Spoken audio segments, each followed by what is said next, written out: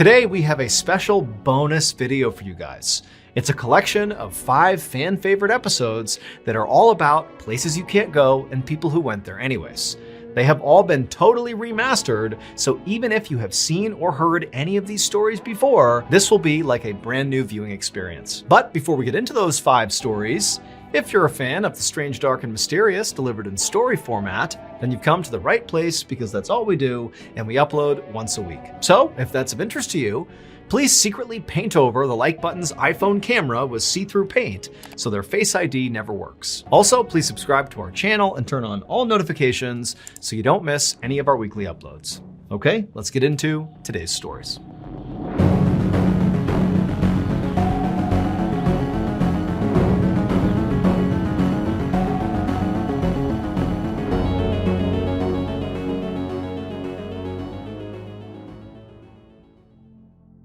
Sevnica is a gorgeous town right in the heart of Slovenia, situated right along the Sava River, which is one of the longest rivers in Europe. The section of the Sava that flows past Sevnica was a popular destination for kayakers and canoeists up until 2008, when a hydroelectric dam was built across it, creating a sort of dead end for anyone trying to go through that section of the river. They would have to stop at the dam, get out, walk around, and then pick up the river on the other side, or that would mark the end of their trip that day. In 2008, while this dam was still under construction, the mayor of Sevnica, who was in favor of the construction of this dam, he understood that this was kind of a bummer for the people in town. While the dam itself was going to provide more electricity for the town, it did kind of end an era. And so he decided he would organize a final trip down the Sava River past the dam while they could still go right past it. And he was calling this trip the Final Descent. And so he went all around town asking people if they wanted to come, and he finally recruited 27 other people to come with him on this final trip. And so a few weeks later, on July 3rd, after all preparations were made,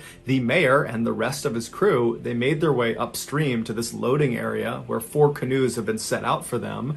And the staff people that had actually provided these canoes, they offered the group life jackets, and virtually everyone in the group turned it down. It's unclear why they turned down the life jackets, but one could guess that, the river itself was incredibly calm, and they were not expecting to be on the water for very long, and so they just decided they didn't need one. And so after all 28 people got into their canoes, 7 people per canoe, they pushed off the shore and they began their slow trip down the river.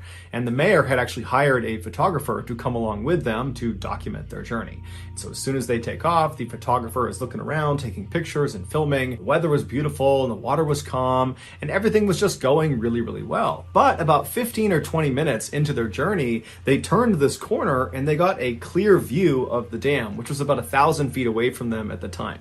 Now, the dam was not done yet, but it was pretty close to being done. And so the actual structure of the dam, it was built. And so even from 1,000 feet away, it was very obvious to tell that up ahead, there's these big cement archways where the water flows down over this dam. And the whole group pretty much immediately saw they had a problem. The plan, according to the mayor, had been they would get to this dam, but on the left side of the dam, there was going to be a strip of waterway that had not been blocked off yet. Because when this dam was complete, it would completely obstruct the river side to side. But because it wasn't actually done yet, the construction crew had told the mayor that, yep, the left side, there's going to be an area where you can basically just casually go right past. You won't go down the dam. It's totally safe. But here this group is on the water looking at the dam, and even from 1,000 feet away, it was obvious there was no side way to get around the dam. You clearly had to go through the dam, or you had to get out and go around the dam. Now, the river was moving very, very slowly. There wasn't a strong current, and so there wasn't some urgent decision that needed to be made about what they were going to do. The group intuitively knew that the right choice here is to, go to the side, get out of your canoes, and either go around or just end the trip right there. But the mayor and a few of the other people in the other canoes got the idea that, hey, why don't we just go over the dam? I know we're not supposed to, and the construction crew explicitly said, don't go over the dam, it's extremely dangerous. But from the looks of it, it doesn't look that bad. And truthfully, it did not look too bad. This was not some enormous dam with some huge drop off. It was actually a pretty small dam where the water kind of went down this fairly small embankment that was maybe 10 or 15 feet long. And at the bottom of this embankment was some semi-rough water. But overall, it just looked like it might be kind of fun to go down this dam, like you'd be going down a slide with your canoe. And so the mayor was really keen on doing this. He made it seem like it was going to be fun, it was going to be an adventure. So before long, 3 of the 4 canoes were fully on board with the idea of just going over the dam. The 4th canoe that was not prepared to go over the dam had the photographer in it. And they said, we're not comfortable with this, but we'll pull up next to the dam and we'll just film you guys going over the dam. It'll be really cool. And so after making their plans about who was going to do what, the 4 canoes continued down the river. And when they got about maybe 100 or 200 feet away from the entrance to this dam, the 4th canoe with the photographer pulled off on the left side of the river. They got out and the photographer lifted up his camera and he began filming the other 3 canoes as they made their approach into the dam. Now, the video from this photographer that was released to the public, it shows the first of these 3 canoes actually going into the dam. And you see these 7 people on this canoe. They're kind of happy and excited looking. They have nervous anticipation like they're about to start a roller coaster or something. And they're making their way into this dark section inside of the dam. They're basically going through the gates of the dam where they're going to go down this embankment. And as they go into the darkness, as you begin to lose sight of them, you see the back end of the canoe suddenly pops up because now they're going down the actual dam itself. They start sliding down and then you hear someone in the canoe start to scream and then it goes completely silent. And then the video just ends. That canoe, right after it slid down that downslope, it would reach the waters below, but the canoe would capsize, throwing everyone on board into the water. And these 7 people, they didn't even have a chance to catch their breath before they were sucked under. Not only because the water was rough at the bottom of the dam and kind of was churning and pulling them under, but also because this is a hydroelectric dam. And at the bottom of the dam, underneath the water where they were all these big openings to underwater tunnels. And these tunnels functioned like vacuums. It pulled water down inside and then ran the water past a turbine, causing it to spin, and that would generate the electricity. That's what the dam actually did. And so after the water was pushed past this turbine, it would be jettisoned out somewhere else downstream. Now, even though this dam was not fully operational yet, these tunnels and the turbines at the bottom of them, they were operational. So as these 7 people are dumped into these incredibly dangerous waters and they're getting pulled down towards these tunnels, the other 2 canoes, they have no idea what's going on with this first canoe. And so they just continue on and they go over the dam. The second canoe that went down the dam, they also capsized at the bottom. All 7 occupants were thrown out and they were sucked down underwater almost immediately. The third canoe that went over the dam, they did not capsize. And so after they cleared the dam and kind of paddled away, they began looking around for the other 2 canoes that should have already been down there. And there was nobody out in front of them. And so they turned around thinking maybe they're closer to the dam and they don't see anyone, but they see one of the canoes is completely flipped over and the other canoe has been broken apart in the churning waters right at the base of the dam. And they see the wood from this canoe just getting tumbled around. And so this third canoe immediately turns and tries to paddle over to the base of this dam to try to start pulling people out of the water.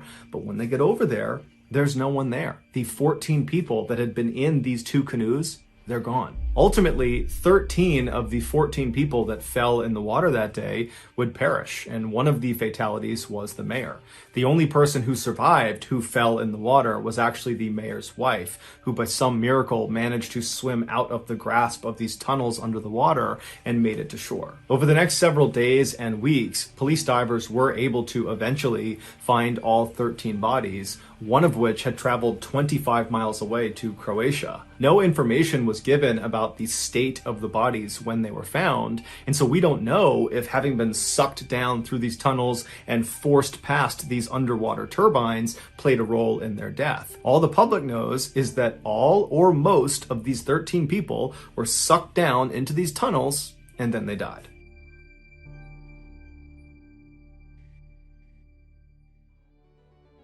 I have a major announcement. Ballin Studios, the home of the strange, dark, and mysterious, has launched another brand new show.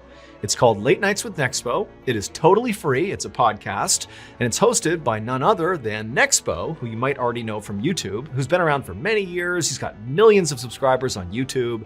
He's got this incredible immersive storytelling style. So if you're a fan of the strange, dark, and mysterious, I know you're going to like Late Nights with Nexpo. And the stories, the mysteries, the kind of bone-chilling, crazy stuff he's going to cover on this podcast will be exclusive to the podcast. So you can't get these stories on his YouTube channel. You can only get them on this Ballin Studios production.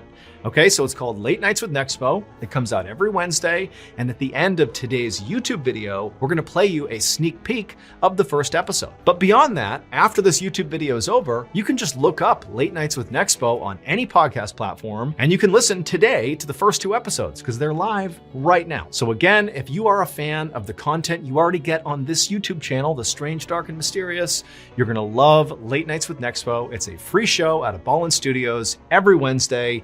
Enjoy.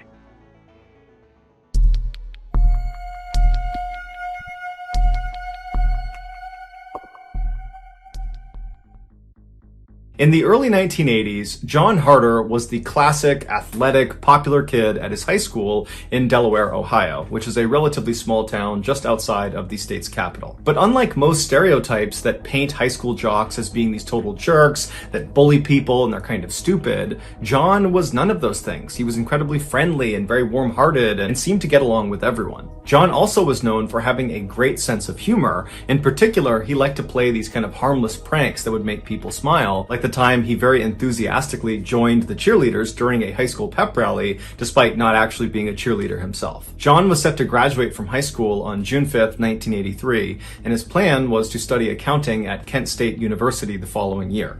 A few weeks before his graduation, John's high school began selling these tickets to a grad night at a huge amusement park called Kings Island. Kings Island was located about 2 hours west of John's high school, and it was home to dozens of roller coasters, water slides, and many other attractions. During their so-called grad nights, this amusement park would shut down their public operations and not let anybody into the park that did not have these special student tickets that they gave to local area high schools. John, who was 17 years old at the time, was very excited at the idea of going to this grad night, and so he went and purchased tickets along with about 20 other students from his high school. At about 3:30 p.m. on Friday, May 13th, John and the other students who had bought grad night tickets met up outside of their high school. While this was a school-sponsored trip, the students were responsible for driving themselves to the park. And so after all the students were accounted for, they all piled into a couple of their cars and they began their journey to the park. After a few stops along the way to get food and go to the bathroom, the students finally arrived at the park at about 7 p.m. And on the drive, John, who had been a passenger,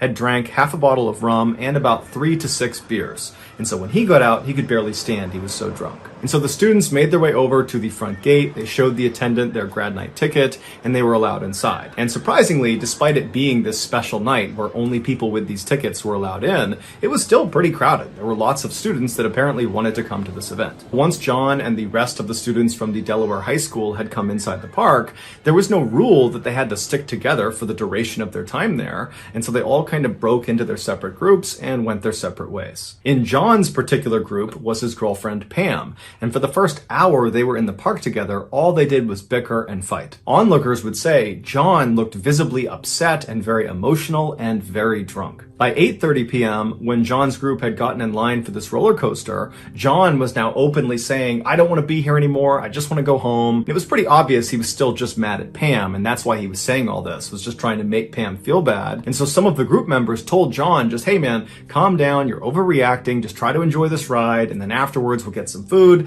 it'll be fine." But it was pretty clear that John was really worked up and seemed incapable of having a good time at this point. But regardless, John and the rest of the group, they got on this ride at about 9 p.m. and then after the ride was over, they disembarked and they walked away from the ride to regroup and figure out what was next. And they're looking around and John is nowhere to be found. And so after waiting for a few minutes and actually walking around looking for him, they decided that, you know what, he was really upset before he got on this ride. He probably just wanted to walk away and be by himself for a bit. I'm sure we'll see him later in the night. So John's group, without John, just continued continued going around the park, going on different rides, and for the next few hours, they kind of forgot about John. It wasn't until the end of the night when over the loudspeaker, the park officials said, okay, we're closing the park now, that they started walking out and wondering where John was. And they were convinced, you know what, I'm sure he's back at the cars. He's probably waiting for us because he just wants to go home. And so they leave the park, they get out to their cars in the lot, and John's not there. And so at this point, the group's starting to get a little bit concerned because no one knows where he is. They're meeting up with the other groups from their high school. No one's seen John. And so they're all just kind of staring at the front gate, waiting for John to come out, but he doesn't. And then eventually the lights in the park start shutting down and the security guard comes out front and locks the front gate.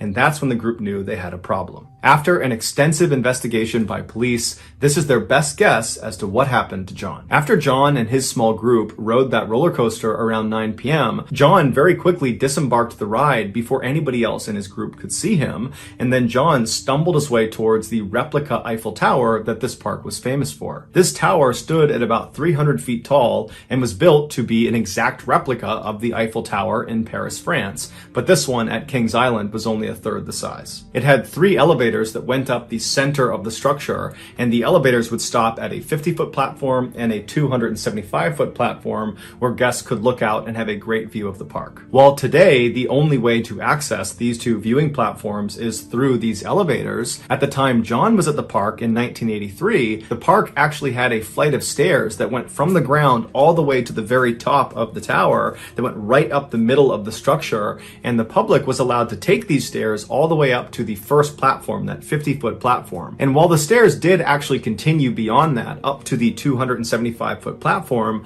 the public was not allowed to go any higher on the stairs than that first platform. And so if you took these stairs, once you got to the 50-foot platform, there would be a big fence right on the stairwell preventing you from going any farther. And it says authorized personnel only, don't go any farther. And so the only people that would walk up those additional flights of stairs were staff that had a special key. When John stumbled his way over to the base of this replica tower, he did not get on an elevator. Instead, he took the stairs. So he made his way up to the 50-foot platform, and then when he got to this 6-foot tall gate preventing him from going any farther, he just climbed up and over it and continued walking up the stairs, and nobody stopped him. He finally came to a stop just below the 275-foot mark, and so he's on the stairwell, and at this point he turns and faces the inside of the tower. It's all these metal beams all over the place, and he climbs over the railing of the stairs he's on, and he climbs onto this narrow beam that's actually a part of the support structure of this tower, and he grabs onto the beam above him and just begins walking along this beam towards the center of the tower where the 3 elevator shafts are. Now, there's no safety net on either side of John, so if he slips and falls, he's falling hundreds of feet to the ground. And if he keeps walking and actually gets into the elevator shaft, there's nothing protecting him from being struck by one of the elevators, because the people who built this tower were not thinking about people walking on these exposed beams hundreds of feet up into the air. This is a totally dangerous and unauthorized area. But John just continues shimmying across this beam until he does get to the middle of the tower, and now he's literally standing looking down into the elevator shafts. And as he's most likely looking around, admiring where he was, one of the elevator cars below him began to start moving. To understand what happens next, you need to have a rudimentary understanding of how this elevator worked. A large metal rope was attached to the top of the elevator car, and from there it was thread up the elevator shaft all the way to the top, where it was fed through a pulley that was anchored to the ceiling, and then that rope was fed right back down the shaft to the bottom, where it was attached to a counterweight. A counterweight is just a large heavy weight that's designed to balance this elevator car on this pulley system. Without the weight,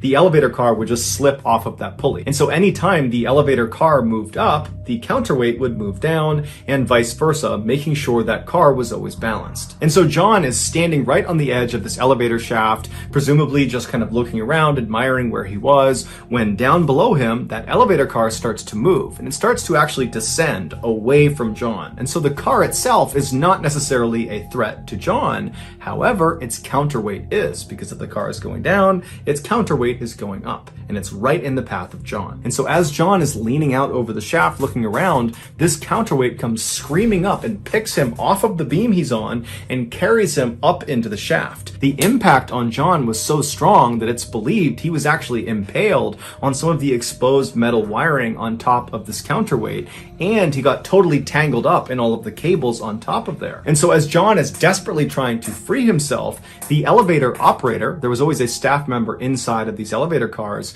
he actually noticed when John got stuck on the counterweight. But of course, this worker would have no idea that's what it was. They would later recall it just felt like the car suddenly jumped. And so this worker, fearing that something had gone wrong with the elevator car itself, he decided he would ride it all the way to the bottom, let everybody get out, and then ride back up to the top totally empty to make sure that the car actually worked before allowing people back on. And so the worker went to the ground, everybody got out, he closed the doors, he began his ascent. He got to that first platform at 50 feet, no issues. He got about 10 feet above that first platform, so at about 60 feet, when all of a sudden he hears an unbelievably loud thud on the roof of his elevator car, causing his car to immediately come to a stop. And then blood began pouring over the sides of the car over the windows. After getting stuck on the counterweight, John probably did everything he could to try to free himself, but he just couldn't do it. However, when that elevator worker decided to go back up again to test the capacity of the elevator car, it reversed the direction of the counterweight that John was stuck on.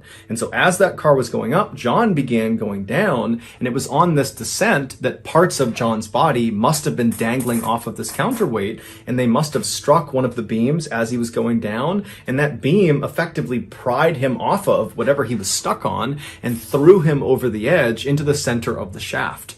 And so John would fall 200 feet and he would land on top of that elevator car, dying instantly. The park was very quick to block off the ride and the whole scene and got police involved very quickly. So only a very small number of guests and employees were aware an accident had even happened, and very few of them were aware that it had been a fatal accident. As for the police, they knew they had a dead body, but they had no way to identify the body. There was no ID cards on John, and so they had no way to let his friends know that were in the park or to tell his family. And so it wasn't until that night, when John's friends are out in the parking lot waiting for John to come out again, that they got really worried, and they went up and spoke to a security guard at the front of the park. And that security guard, after hearing their story, would tell them that actually there had been an accident in the park and there was a body, and the police are still trying to identify this body. And so maybe you guys want to go over to the hospital and see if it's your friend. So sure enough, the friends went to the hospital and they would confirm that the body was John Harder. To this day, no one knows for sure why John did what he did. Some say he was just drunk and it was a dumb decision that led to his death. Others say he was suicidal, but many of the people that were close to him say, no way, he was not suicidal. And other people say, John, he loved attention, and so perhaps this was a dangerous stunt gone too far. But regardless of his reasons, John had clearly intentionally entered an area that was off limits, and it got him killed.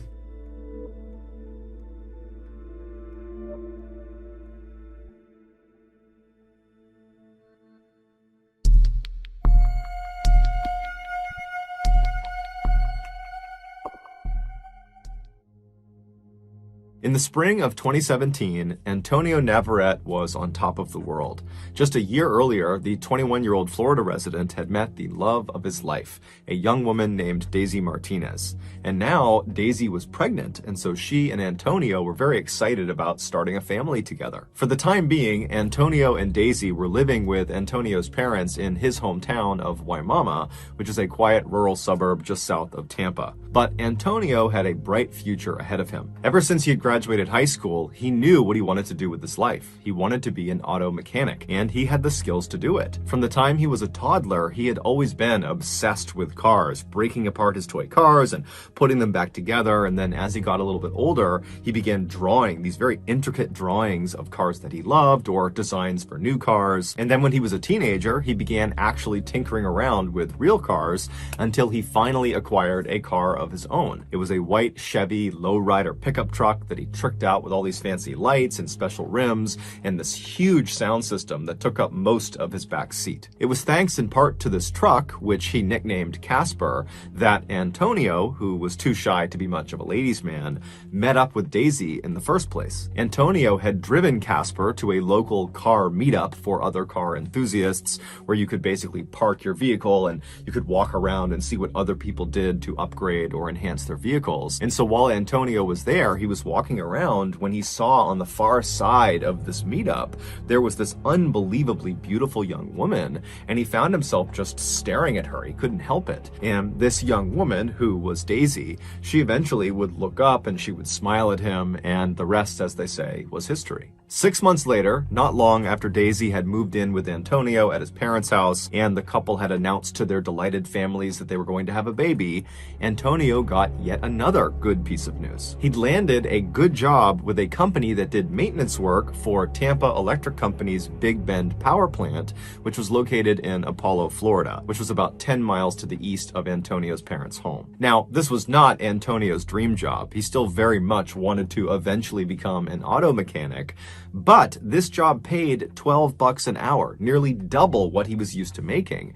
And so with this job, he and Daisy would finally be able to raise enough money to get a place of their own, hopefully before the baby arrived that fall. Also, Antonio had been told by other people who worked at this company that this was actually a really easy job, that pretty much you just rolled around on golf carts all day picking up trash. It was perfect. A few weeks later, on June 24th, Antonio found himself driving in his truck to the Big Bend power plant for his first day on the job. As he drove, he would have glanced over at the picture of Daisy he had taped to his dashboard. She was the only woman he had ever loved besides his mother. When Antonio arrived at the Big Bend power plant, he was totally amazed at just how enormous this thing was. It was basically this huge factory that sat right up against the water, and there were 4 huge smokestacks coming out of the ceiling of this factory with white smoke billowing out of them. This plant produced electricity, and they did this by burning coal. This process was done in 4 distinct units that were inside of this factory that Antonio was looking at. And each of these units is comprised of a humongous boiler,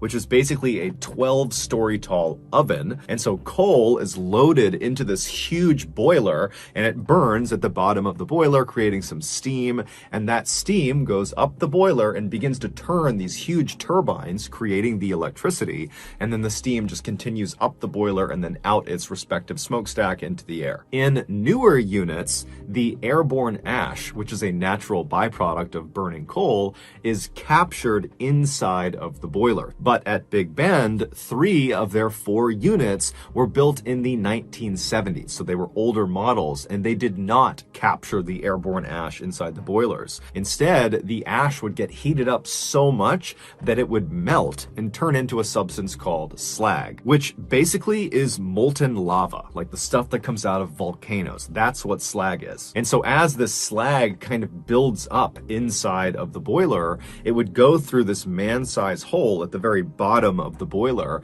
and right below that hole is this 30-foot tall water tank called a cooling tank, and this red-hot slag, it basically dumps down into that water, which cools it off, turning it into these kind of glassy rocks. And then they settle at the bottom of this 30-foot cooling tank, and at the bottom of the cooling tank is this grinding mechanism that pulls these hardened, cooled off little boulders of slag into it, and it crushes them up and spits them out on the other side as little tiny bits of slag chips. And then these chips get sold for use in everything from sandpaper to roofing shingles. So after Antonio had spent several minutes just admiring this gargantuan building he would be working in, he gathered up his things, he hopped out of his truck, and he headed toward the front doors. That day, and the next couple of days, were very uneventful for Antonio. He basically just sat in a break room and watched videos about safety and training, and then when he wasn't doing that, he was out trying to navigate around the inside of this huge factory, which was basically this huge maze. And he found very quickly that it was a very hazardous place to work, as there were huge trucks moving around inside of it, it was super loud, and there was just heavy machinery operating constantly all around you. But after several days of just kind of walking around and asking people what things were, Antonio felt like he had a pretty good handle on the layout and also on what his job would entail. On Thursday, June 29th, so just 4 days into doing this new job, Antonio woke up in his parents' house in a really good mood because the next day, that Friday, Daisy was going in for an ultrasound and they were going to find out whether their baby was a boy or a girl, and he was very excited about this. And so Antonio came downstairs, he grabbed a quick bite to eat, and then he kissed Daisy on the cheek, and he headed outside into his truck and began the commute to work. A few hours later, Antonio's mother was in the grocery store when she pulled her phone out of her purse, and she noticed Antonio had called her and she missed it, but he had left a voicemail. And so she played the voicemail and then put the phone to her ear.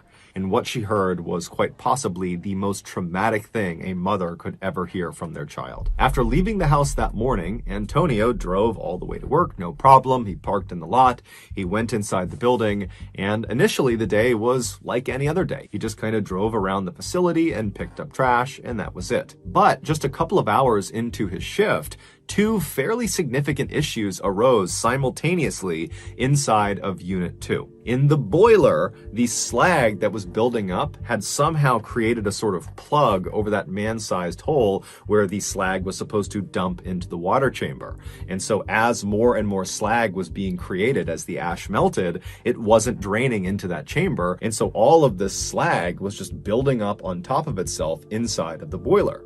And then in the water chamber, completely unconnected from the issue in the boiler, the slag that had fallen into the water chamber, that had cooled and settled at the bottom, it had landed in such a way that it actually blocked the grinding mechanism. And so none of the cooled slag boulders and rocks were being ground up and expelled out the other side. And so they needed to fix these two issues quickly, otherwise Unit 2 would become basically ineffective. Now, the safe way to fix these two blockages would be to start by turning off Unit 2's boiler. And then once it was off, you could drop dynamite into the boiler itself and break up the blockage over the man-sized hole, and you could send a team into the water chamber after you drained it to chip away and move the blockage over the grinding mechanism. However, turning a boiler off at a power plant is extremely expensive. And so the Tampa Electric Company decided, you know what?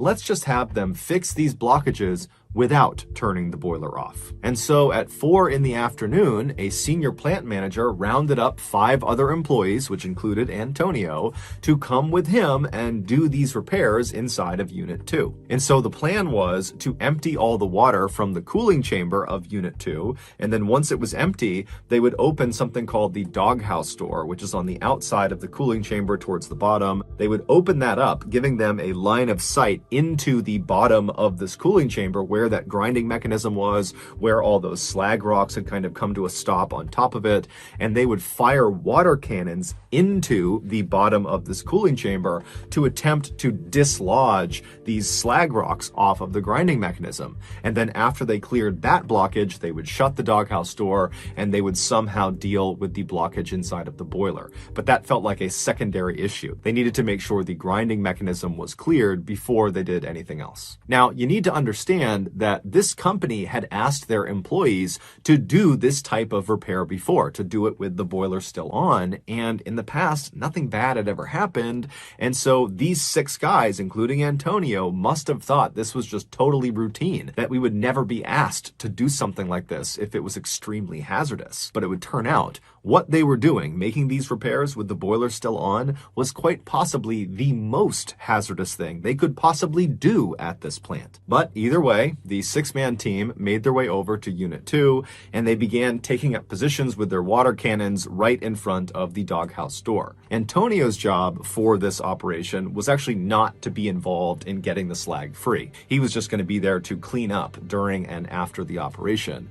And so he stood kind of in front of the doghouse door, but maybe 10 or 15 feet back, just kind of standing back, watching the other guys do their jobs. Now, you need to understand the scale of the machinery in front of Antonio and these other men. You have the water chamber, which is 30 feet tall, and then above the water chamber is the 12-story tall boiler that is still on. So there's coal actively burning inside of it. There's red hot slag, so like lava, just kind of tumbling around inside of it. And the steam inside of this boiler is well over 1,000 degrees Fahrenheit.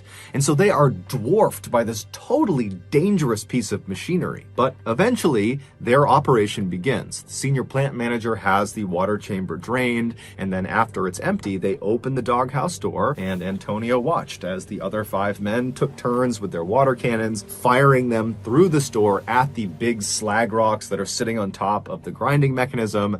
And it wasn't really working that well, but they were starting to make some progress, and Antonio likely was just kind of getting bored waiting for this to be over, because there really wasn't much for him to do. There wasn't much cleanup. And then as he's standing there, something horrible happened. Because the boiler had been left on, all that ash was still getting melted and turned into slag. And the slag was not being drained because that plug had formed over the man-sized hole in the boiler. And so you have all this slag that's building up. It's getting heavier and heavier and heavier.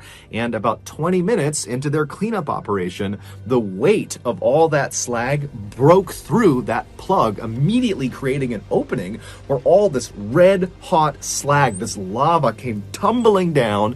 It rebounded on the back end of the empty water tank and shot out of the doghouse door like a tidal wave of hellfire. And in seconds, thousands of gallons of this lava-like substance was all over all 6 men. It was like a wave going over them. And then after the slag hits the ground, they were all standing in 6 inches of basically lava that stretched in 40 feet in any direction. Now, unlike trying to run in, let's say, mud or deep water where you're just kind of moving slowly, every step you take in this slag, basically your foot melts into the slag. So with every step, your shoe melts, then your skin melts, then your bones melt into this substance. And so all these men, after immediately being hit with this stuff and catching on fire, literally, they likely tried to start running, but it was like their bodies were slowly consumed by this slag feet first. And so Antonio tried to run like the rest of them,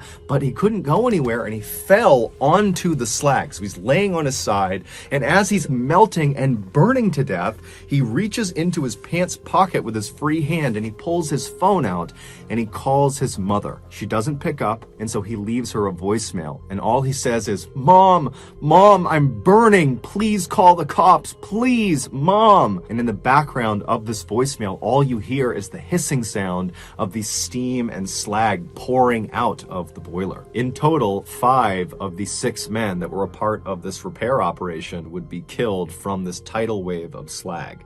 Antonio would be one of them. Tampa Electric would end up paying out a settlement to each of the families of the deceased.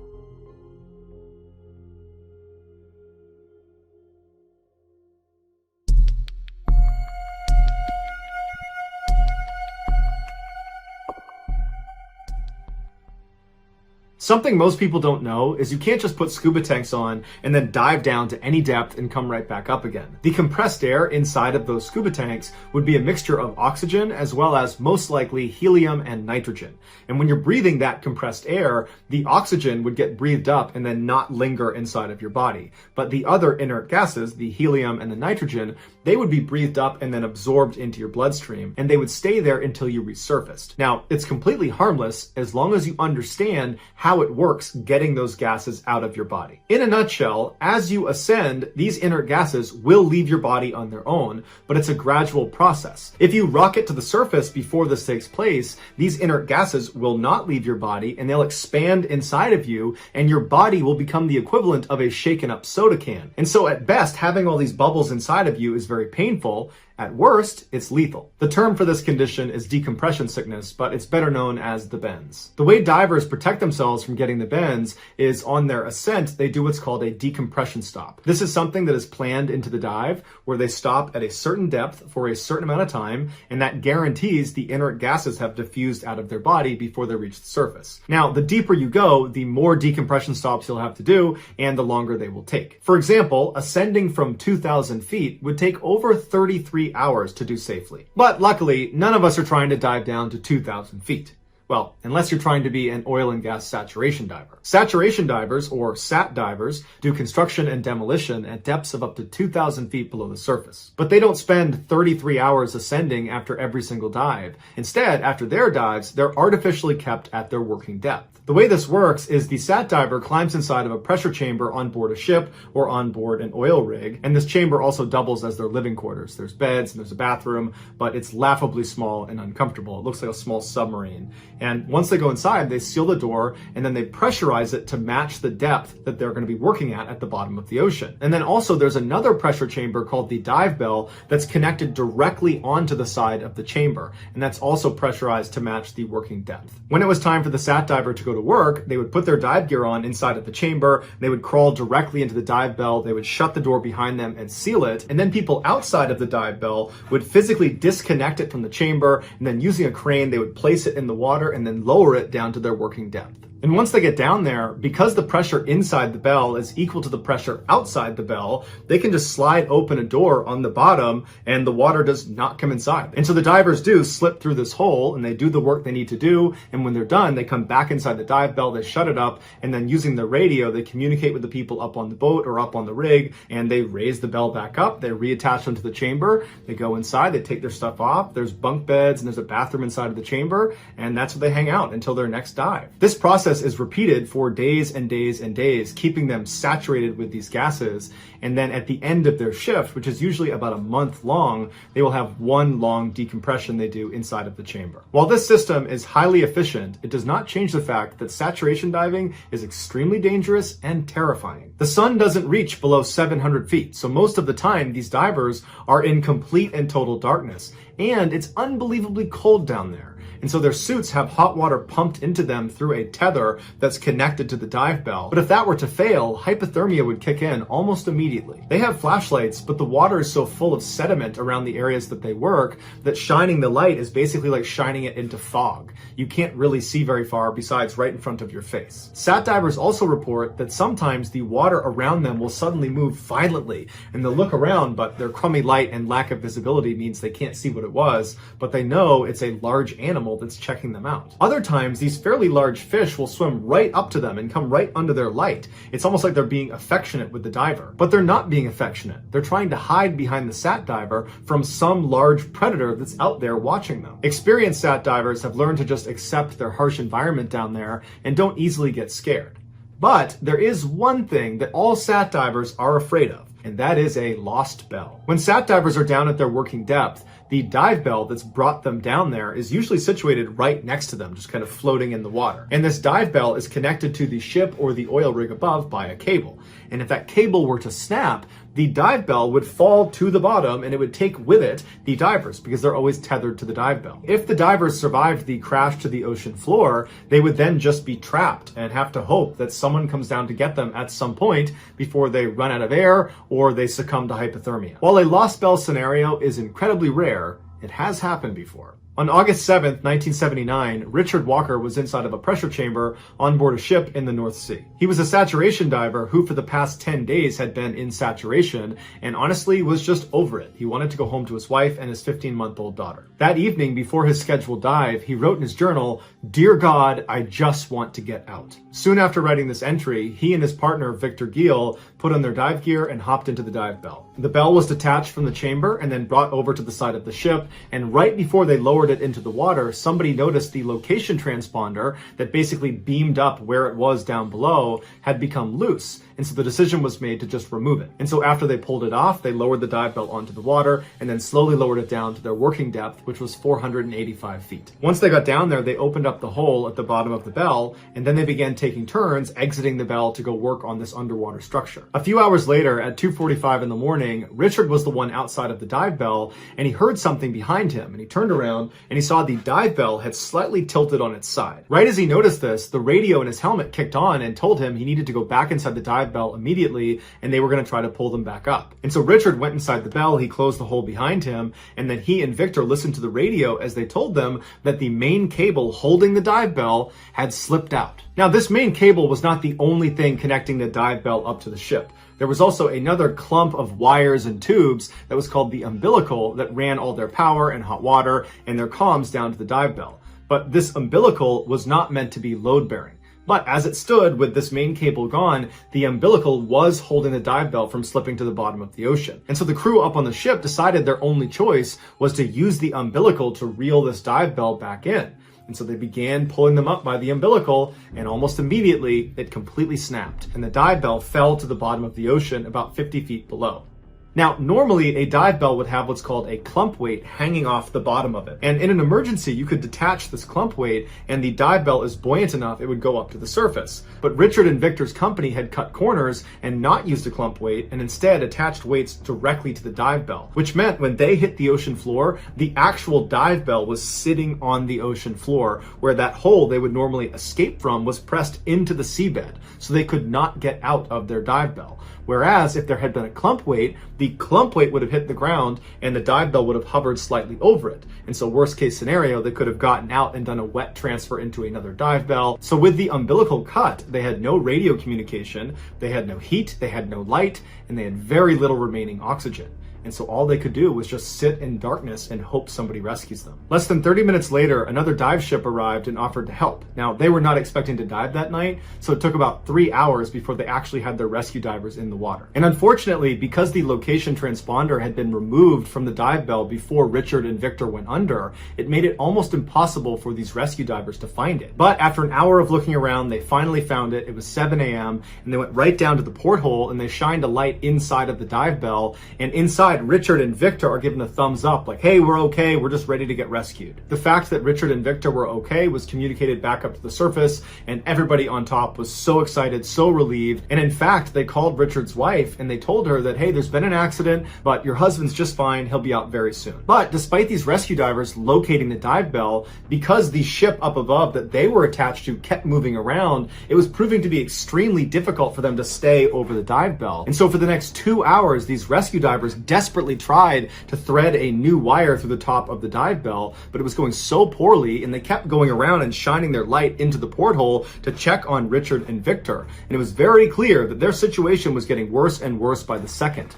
They were not giving thumbs up and smiling. They looked panicked and desperate, and they'd been without heat now for hours, and it was obvious they were running out of oxygen. Finally, at 9 a.m., so 6 hours after Richard and Victor had first hit the sea floor, the rescue divers managed to get a new cable through the top of the dive bell. And before they signaled to have it brought back up again, they shined a light through the porthole to check on them one more time, and they saw that Richard and Victor were just sitting there with their head in their hands. They were clearly still alive and lucid, but it was like they understood they have very little time left, and if this doesn't work, they're doomed. At this point, the rescue divers called up and said it was ready. They got pulled up to the surface, and then the ship began pulling up the dive bell, and almost immediately the cable snapped. And everybody up on the surface knew that at this point, it was almost impossible for them to survive. But nonetheless, rescue divers went down, and it took a while to find the dive bell because it had moved.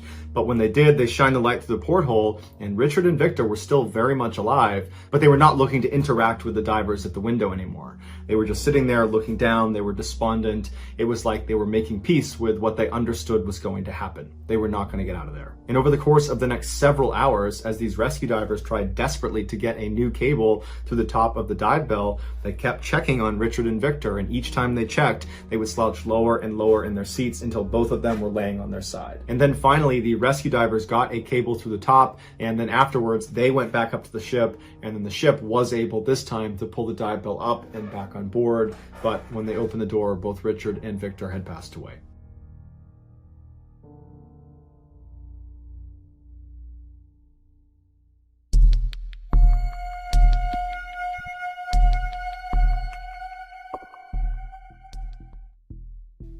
At 7:20 p.m. on Friday, January 12, 2007, 19-year-old college freshman Wade Steffi walked into Ford Dining Hall, which is one of 5 dining halls on Purdue University's campus. Purdue is a prestigious American university located in Indiana that is known for its excellent athletics and academics. Wade, who was an aviation technology student and was at Purdue on a full academic scholarship, grabbed some food and then sat down at a table with some friends. This was the first Friday of the 2007 spring semester, and so Wade and his friends at the table and the hundreds of other students that were sitting all around them were buzzing with excitement about what they were up to that night and what they were up to that weekend. And so Wade and his friends, they sat there chatting about their plans for about an hour, and then at around 8:20 p.m., Wade realized he needed to leave, and so he stood up, he said goodbye to his friends, he carried his tray to the trash can, and then he made his way out of the doors he came in on. And so once he was outside of the dining hall, he immediately turned right and walked the very short distance to the building that was right next to Ford Dining Hall. And so that building was called Owen Hall, and it was a dormitory. Now, this was not Wade's dormitory. He actually lived in a different dorm called Cary Quad West, which was located on the other side of Ford Dining Hall. And so Wade goes inside of Owen Hall because he has some friends in there, and he makes his way to their room, and when he goes goes inside. He sees they're all kind of sitting around chatting and drinking some alcoholic drinks. And so Wade sits down and he has a couple of drinks and he just hangs out with his friends for about an hour. And so around 9:30 p.m., Wade and the other people he was with in this room, they left Owen Hall and they walked the half mile away from campus to the west to this huge party at a fraternity. And so Wade would stay at this fraternity for several hours until about midnight, at which point he pulled one of his friends aside and he told them that he just remembered he had left his jacket inside of Owen Hall, and so he wanted to go back and retrieve it. The dorms on Purdue's campus all lock at night, and so the only way you can get inside is if you live there and so you have a key, or if you know someone who lives there who will open the door for you. And so during his walk back to Owen Hall, Wade would make 6 phone calls in an attempt to get someone in Owen Hall to open the door for him. But 4 of his phone calls would just be the wrong number. And so the people that were picking up and he was asking to open the door, they didn't know what he was talking about, and so they hung up. But he did call 2 people that did live inside of Owen Hall. However, they didn't answer their phones. And so around 12:30 a.m., Wade arrived at Owen Hall. He put his phone back in his pocket and he just walked up to the doors, which were locked, and he just started knocking. And eventually a resident of Owen Hall who didn't know Wade and Wade didn't know them, they heard the knocking and they came out to the door to see what was going on, and they looked through the glass and they saw Wade, and apparently they decided that Wade looked too intoxicated to let into the building, and so they refused him entry. And so Wade apparently stood there. He kept knocking for a little bit, but he eventually just kind of gave up. He turned around and he walked away. Fast forward a few days to Tuesday, January 16th, and Wade's roommate, who had actually been gone all the past weekend, he returned, and the first thing he noticed when he got back to his dorm was that Wade was not in the dorm. And so he called and texted Wade, but he didn't get a response. And so the roommate went out around the floor that they lived on to ask people if they had seen Wade, and no one had seen him since the previous Friday. And so starting to get pretty concerned, the roommate called Wade's family to see if maybe they knew what was going on with him, but his family had no idea. And so by the end of that day, the police had been contacted about Wade potentially being missing, and they in turn contacted Wade's cell phone provider, and they were able to determine that Wade's cell phone was still showing up somewhere on Purdue's campus, although they couldn't figure out exactly where. So that evening, a massive campus-wide search was launched with hundreds of police officers and volunteers. Even the school's equestrian club came out with their horses to search the nearby woods. But despite this huge search effort that would go on for several weeks, the only thing they would find of Wade's was one of his shoes. It was found on January 20th, so just 4 days into the search, and it was located right outside of an exterior door that led into a maintenance room inside of Owen Hall. But when they searched this maintenance room, Wade wasn't in there. Finally, after nearly a month of searching, when they still had not found Wade, the official search was called off. On March 19th, roughly 2 months after Wade had been reported missing, a maintenance worker was downstairs in the laundry room of Owen Hall when they heard a strange popping sound. At first, the worker thought it was actually coming from one of the washers or dryers that was on, and maybe there's a loose coin or some piece of metal that was inside of the washer or dryer that's getting banged around inside, and that's making the sound. And so this worker began walking around the laundry room, kind of listening in to each of the washers and dryers that were on to see if they were making this sound. And so as he's doing this, he hears the popping sound again, but it's clearly not coming from any of the washers and dryers. In fact, it's not even coming from inside the laundry room. It's coming from somewhere out in the hall. Curious, he leaves the laundry room and he goes out into the hall, and as soon as he's standing in the hall, he hears the popping sound again. And this time it was obvious that it was coming from behind the closed door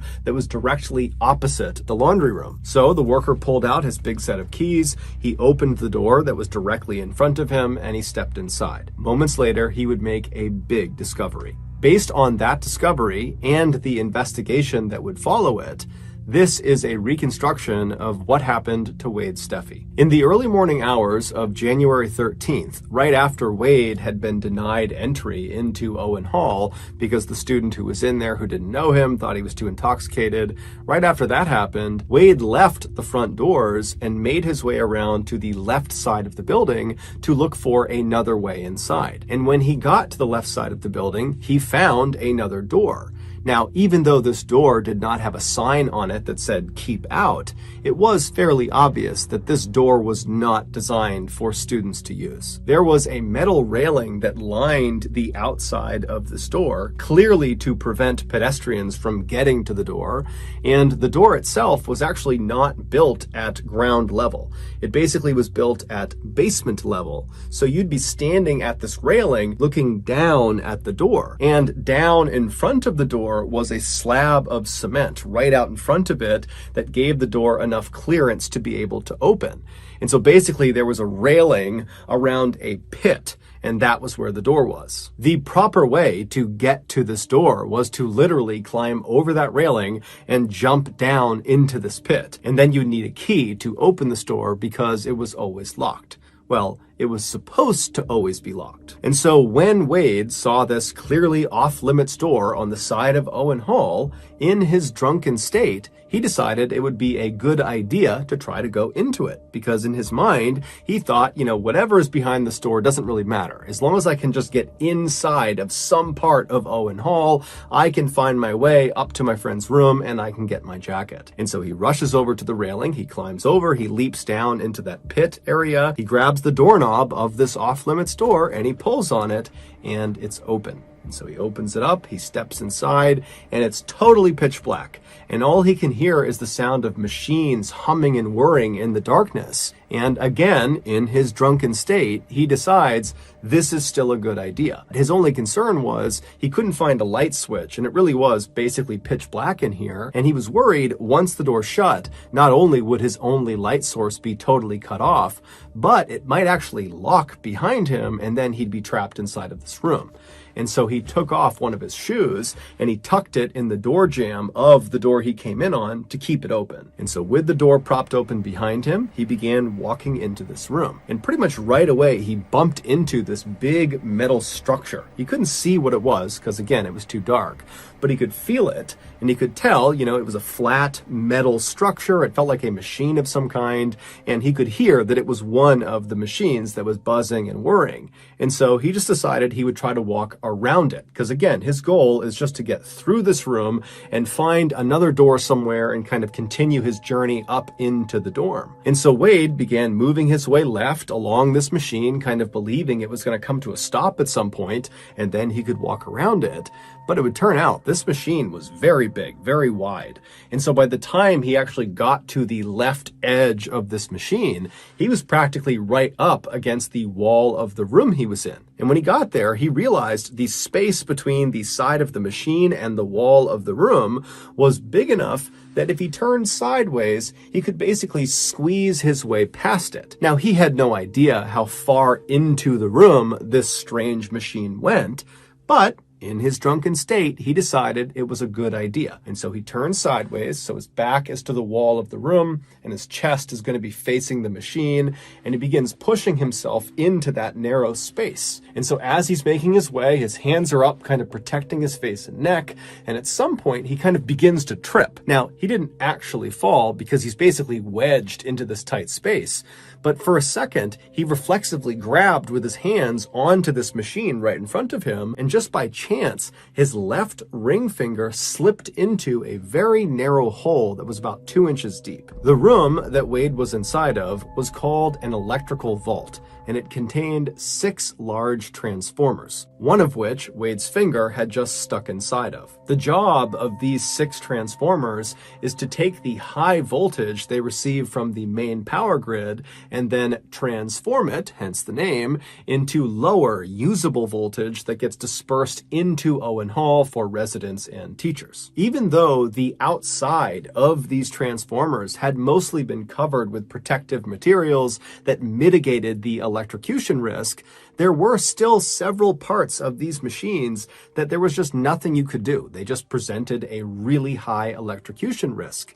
And one of those sections you needed to be extra careful with was that 2-inch hole that Wade's finger slipped inside of. At the back of that hole was an exposed electrical conductor, and the second the tip of his finger touched that conductor, between 2,000 and 4,000 volts of electricity were pumped into his body. For reference, when people get executed via the electric chair, they are electrocuted with 2,000 volts of electricity. Wade likely died instantly. But because of the fact that he was kind of wedged between the transformer and the wall, after he died, he didn't just slump onto the ground. Instead, he remained in a semi-upright position with his finger still stuck inside of that hole. And so for the next 2 months, his body just continued to be electrocuted every second. Finally, sometime in March, as a result of Wade's body fluids draining out of him, the electrical current that was being pumped into him altered its course and began snapping outside of his skin into the ground. And so the sound of the electrical current actually striking the ground was that popping sound that the maintenance worker heard. The door that the maintenance worker opened in order to investigate the sound was the only other door that led into the electrical vault, the other being the exterior door that Wade had gone in on. Initially, when the worker opened that door and looked inside of the vault, he actually didn't see Wade, but he smelled something funny, and that was what led him to walk into the room and make his way around, and that's when he spotted Wade's body. Earlier, on January 20th, when they found Wade's shoe, which at some point had just slipped out of the door jamb, so it was not propping open the exterior door when it was found, it was just sitting in that pit area, and the exterior door was shut. And so when they found that shoe, the police, they did go inside of the electrical vault, but they didn't go in through the exterior door. They went around and went in the same door that the maintenance worker opened from right across the hall from the laundry room.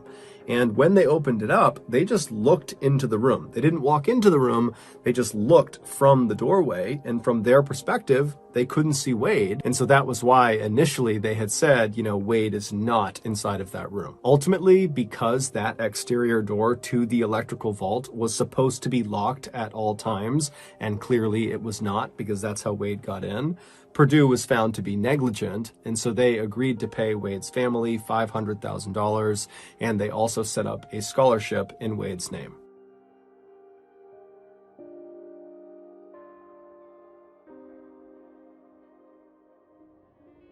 And now, from Ballin Studios, here is a clip from our brand new show, Late Nights with Nexpo. You can find this show on any podcast platform, so when you're done listening to this, go find it, give it a follow, and tune in every Wednesday for new episodes. Enjoy. You awake from a shallow sleep. For a moment, you think it's morning already, but then you remember it's still night. During the summer in Finland, midnight is indistinguishable from dawn. From where you lay inside your tent, the night sounds perfectly peaceful. Crickets chirp softly outside. Not far away, the lake's gentle waves lap rhythmically against the shore.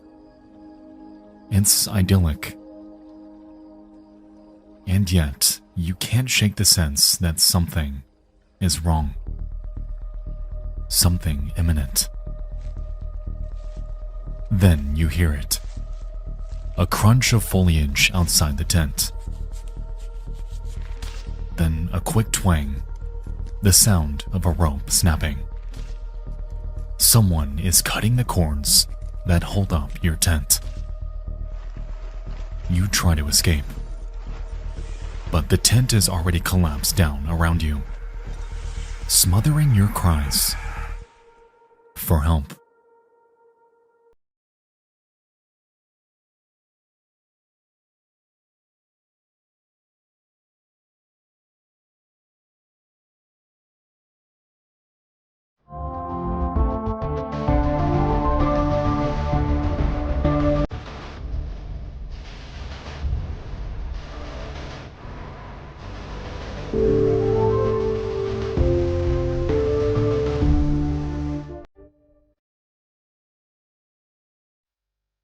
You can find this show on any podcast platform. Go find it, give it a follow, and tune in every Wednesday for new episodes. Thank you so much for watching. Let me know what you thought of today's episode in the comments. And remember, we have hundreds of videos for you to binge right now. But if you're looking for a recommendation from me of that one video that's worth your time, well, it's this one right here. So give it a watch. All right, until next time, see ya. Let me ask you a question, John. If I told you right now to walk up to any one of these books, now not physically, but mentally, and I want you to flip it open to any page, to look at that page, and to go back and forth and stop at any word, can you see this happening? Close your eyes, and in your mind's eye, envision that occurring. I want to show them at home because people will say later that I changed what I wrote somehow. All right. Open your eyes. What was that word? Hell, dude. This is not staged. This is crazy. I'm blown away. All right, welcome back to Storytime with Mr. Ballin. This was such a hit on the last episode with Tom Segura that we decided we would do more. And today's guest, I got to be honest, they're going to blow your mind. Seriously, I went into this experience sort of skeptical. I mean, the things this person does are sort of impossible. I mean, he goes in front of these audiences, which include huge celebrities and professional sports teams, and effectively reads their minds. He certainly blows their minds. And he does it under so much pressure, and he nails it every time. And so we asked him on the show. He's got some amazing stories, and he also truly I have something written on my hand right now that has to do with one of the tricks that he pulled on me, and it's just, I can't believe how this episode went. So really stick around. He's an amazing guy and just a master of his craft. He's going to blow your mind. So without further ado, let's get into today's episode.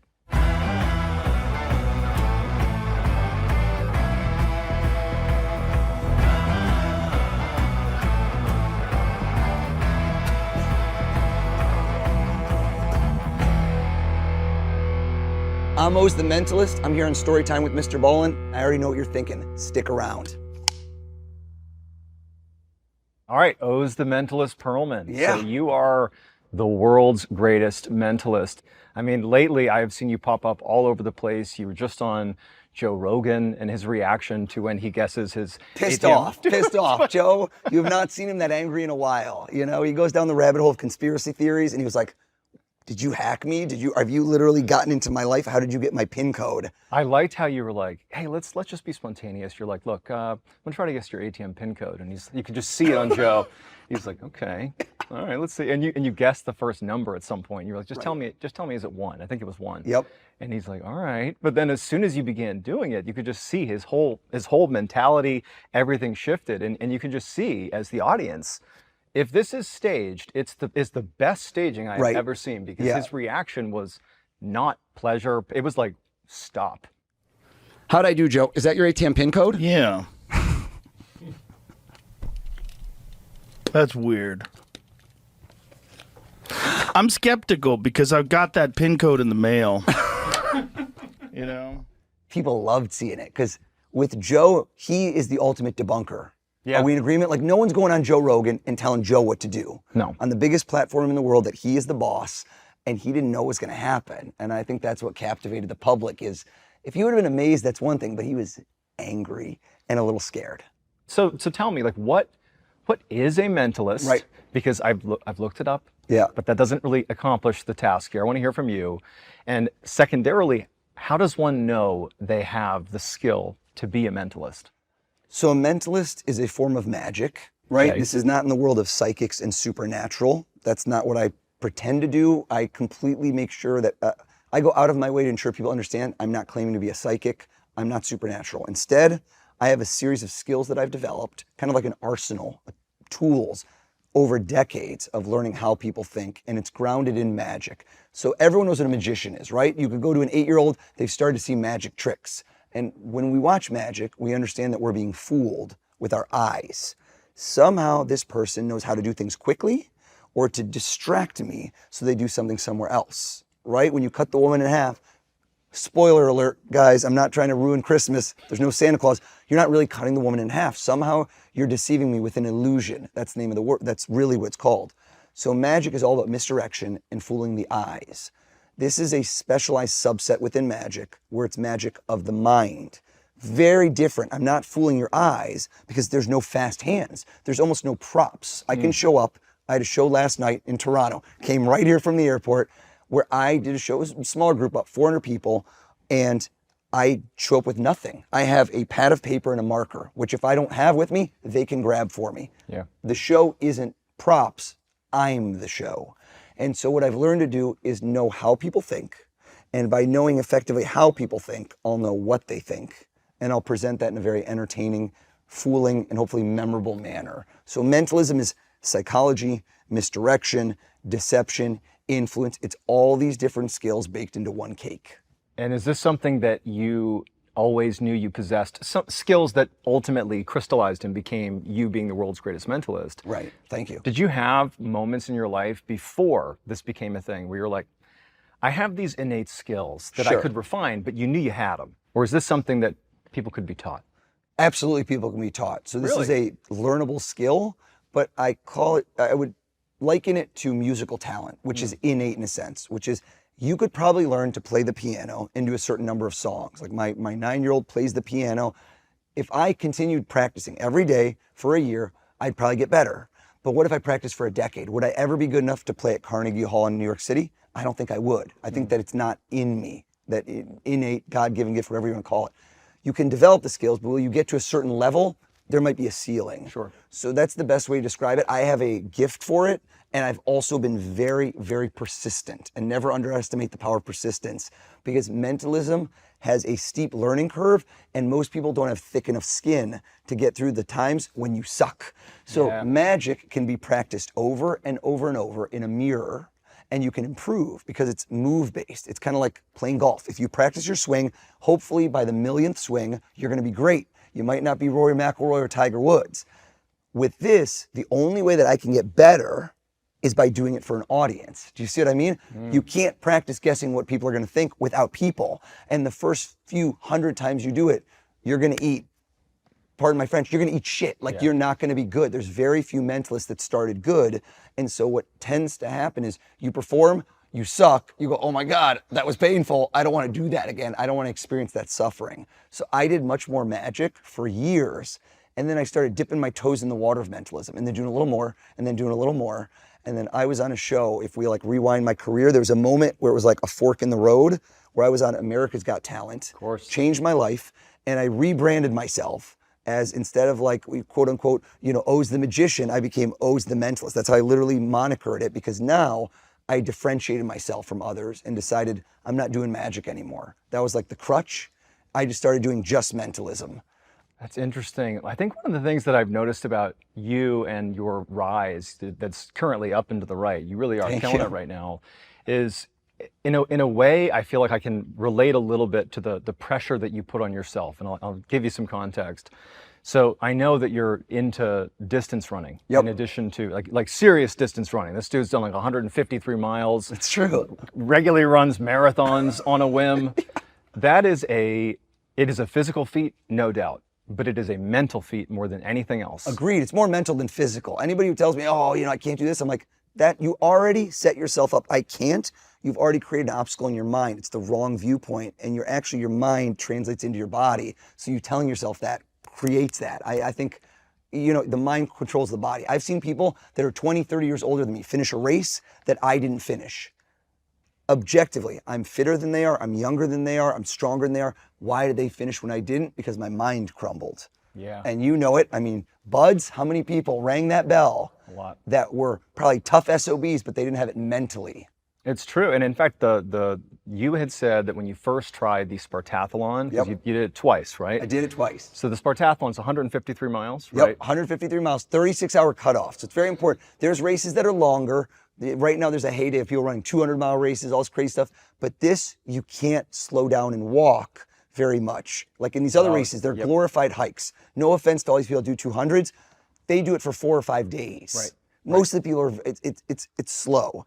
This is running nonstop for a day and a half. You start on a Saturday morning, I'm running till Sunday evening. That's insane. Yeah. And so like what people need to understand about running really long distances, I've done a couple marathons. And that's marathon is 26.2 miles. Which is very respectable. Totally. Don't you? Yeah, it's respectable. Don't you talk down on yourself.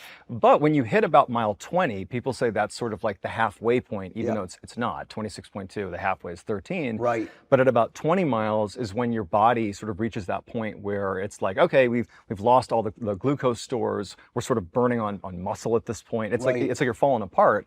And I remember when I ran a marathon and I hit mile 20, it was like, I can barely move and I have 6 miles to go. Right. So for anyone that's even thinking, oh, 153 miles, yeah, you just suck it up and go. That's not how that works. This is like a mental test of magnitudes you may not understand, but you had said if the first time you did the Spartathlon, you did not finish. Didn't finish. And you knew as you're running along, you're like, I'm not going to finish this. Right. And you're writing the story in your head that you're like, how am I going to spin this to the people that, they expected me to finish and I didn't. Yes. But you went back and you ultimately did it again and you Right. finished it. That's so highly unusual. One, Right. that you went after it in the first place, but two, that you went back and did the race. I think that says a lot about not only your mental toughness, but why you have these innate skills. You've honed those skills to become the mentalist that you are. But you obviously have this ability to put yourself in these highly mentally stressful environments and perform not just well, but at your literal best. Right. And so, like, dude, you go in front of an entire NFL football team. And these are also clips you got to check out if you haven't seen them, like the Bengals. You go One of my favorites. and like he'll tell the players, like the quarterback Joe Burrow, and he's like, I'm going to write down who you're going to throw it to, and I'm not going to show you. You're going to do it. Throw it to anybody in the room. And then after you do it, I'm going to show you what I thought. And like the clip, you see that he's written down a name. And sure enough, he turns, he throws the football, and everyone's like, oh, he guessed it right. But then the next time you do it, you write down 2 names. And it's like, he's going to fake to this person and throw to this person, and you're holding it back. And sure enough, Joe, who clearly has no idea what you've written down, Right. fake, throw, room goes wild. Tanner. Fakes to Jamar, throws to Tanner.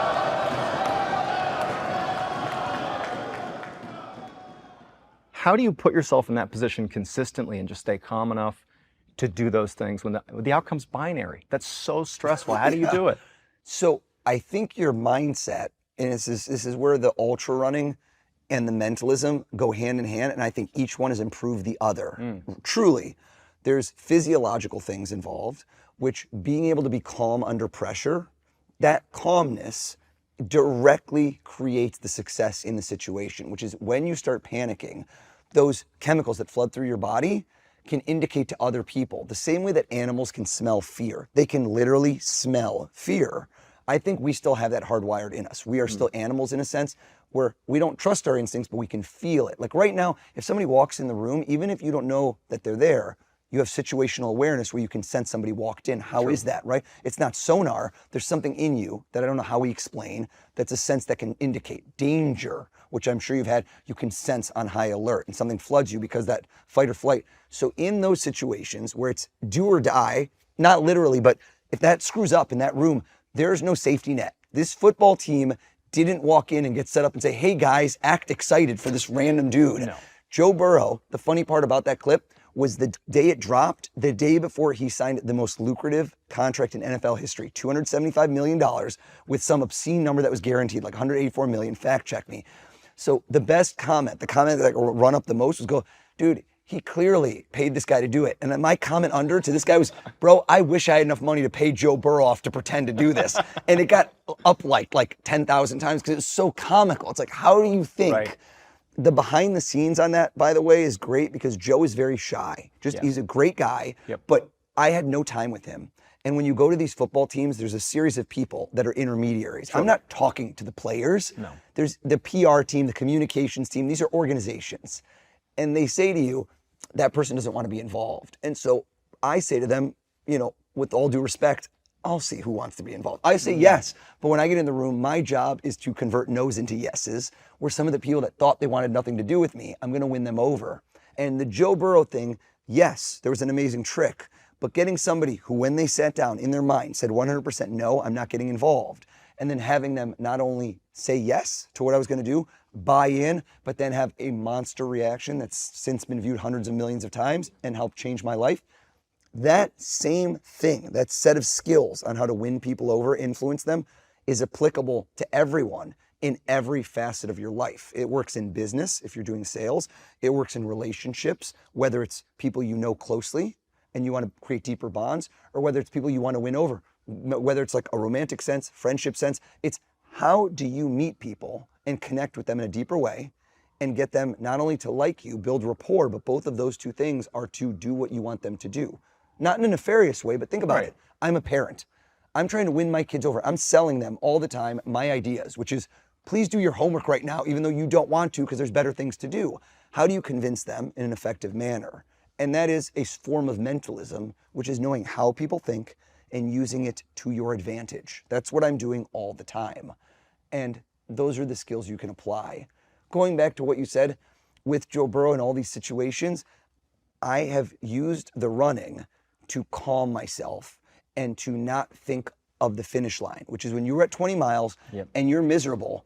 It sounds like 6 miles is so little. It's just 6 miles, man. You've done a 10K before, but in the moment, every step hurts. I'm miserable. I'm puking. I feel terrible. I want to be done now. I want to be on a couch eating ice cream now. What the hell was I thinking doing this race? I am not a superhuman.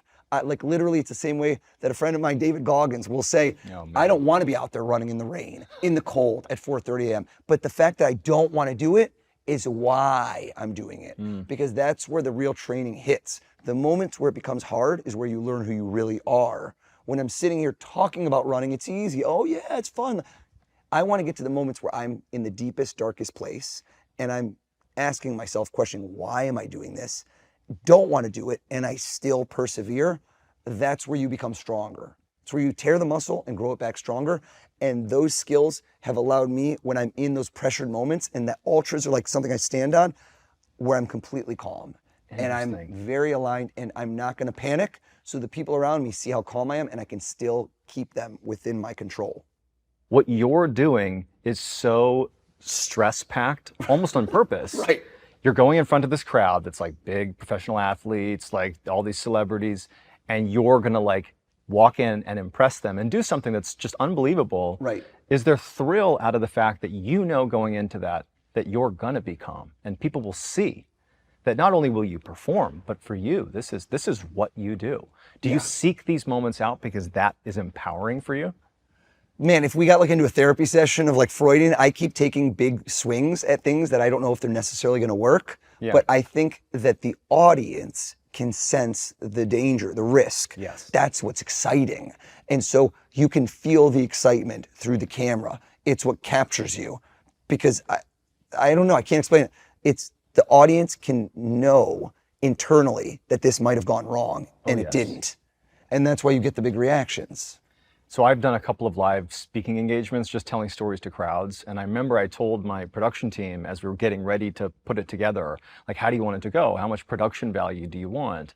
And I was like, I need the first time I do speaking engagements to be basically just me and a microphone. I want it to be a pure experience because I need to prove to myself that like, I can deliver something that's really engaging without any props, without anything, just me. Right. And it was like the sense of, I almost hated myself for doing this because you're setting yourself up, right? I'm going to walk out in front of thousands of people, me and a microphone. I've never done this before. Right. It could go horribly wrong. But it's like, I almost felt like the only way to do it was like full send commitment, like commitment to the bit. You have to. And I'd go out on stage, and with that sense of commitment, I was able to easily do these shows. Yeah. And I think for you, what I see in all these clips of you just like blowing people away, honestly, more than the bit, it is this sense that you are completely committed. And even if it goes wrong, it's like somehow he's going to spin this. Right. He's got full command of the room. People love when it goes wrong. So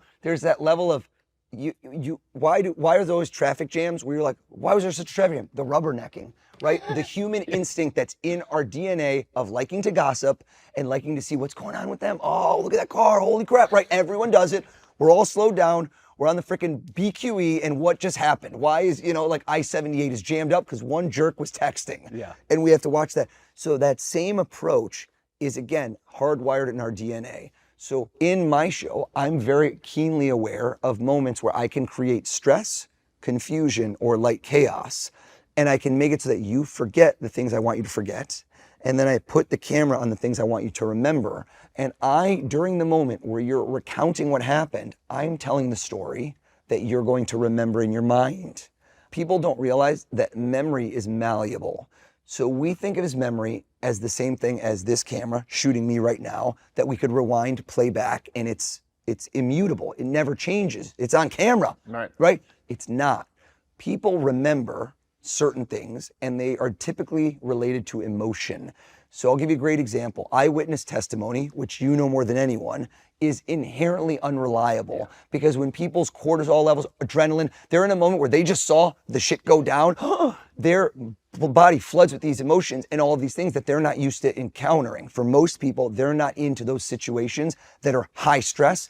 And now suddenly a face, a color of hair, a height, all of that stuff that's captured in 1 or 2 seconds can be changed, especially if you're interrogated later and asked questions and the investigator uses leading language, right? Oh, so when you saw this guy who was like 6'2", 6'3", did I see? Well, I kind of maybe, right? You can start to change what they have, right? Imagine you do a watercolor painting and it's not dry yet. I can start to change what you painted.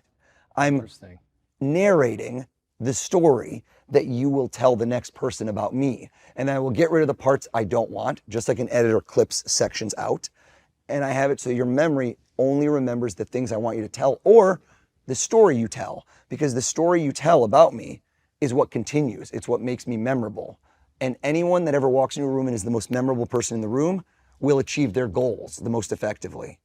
Just think about it in your head. When you've gone to a party or an event and you've met someone, there's always at an event when you go home and you're talking to your wife or you're talking like, man, did you meet that guy? Yeah, was he? There's always a person who stands out. Sure. If it's a good party. Otherwise it sucks for you, like everyone's boring. But what made that person interesting?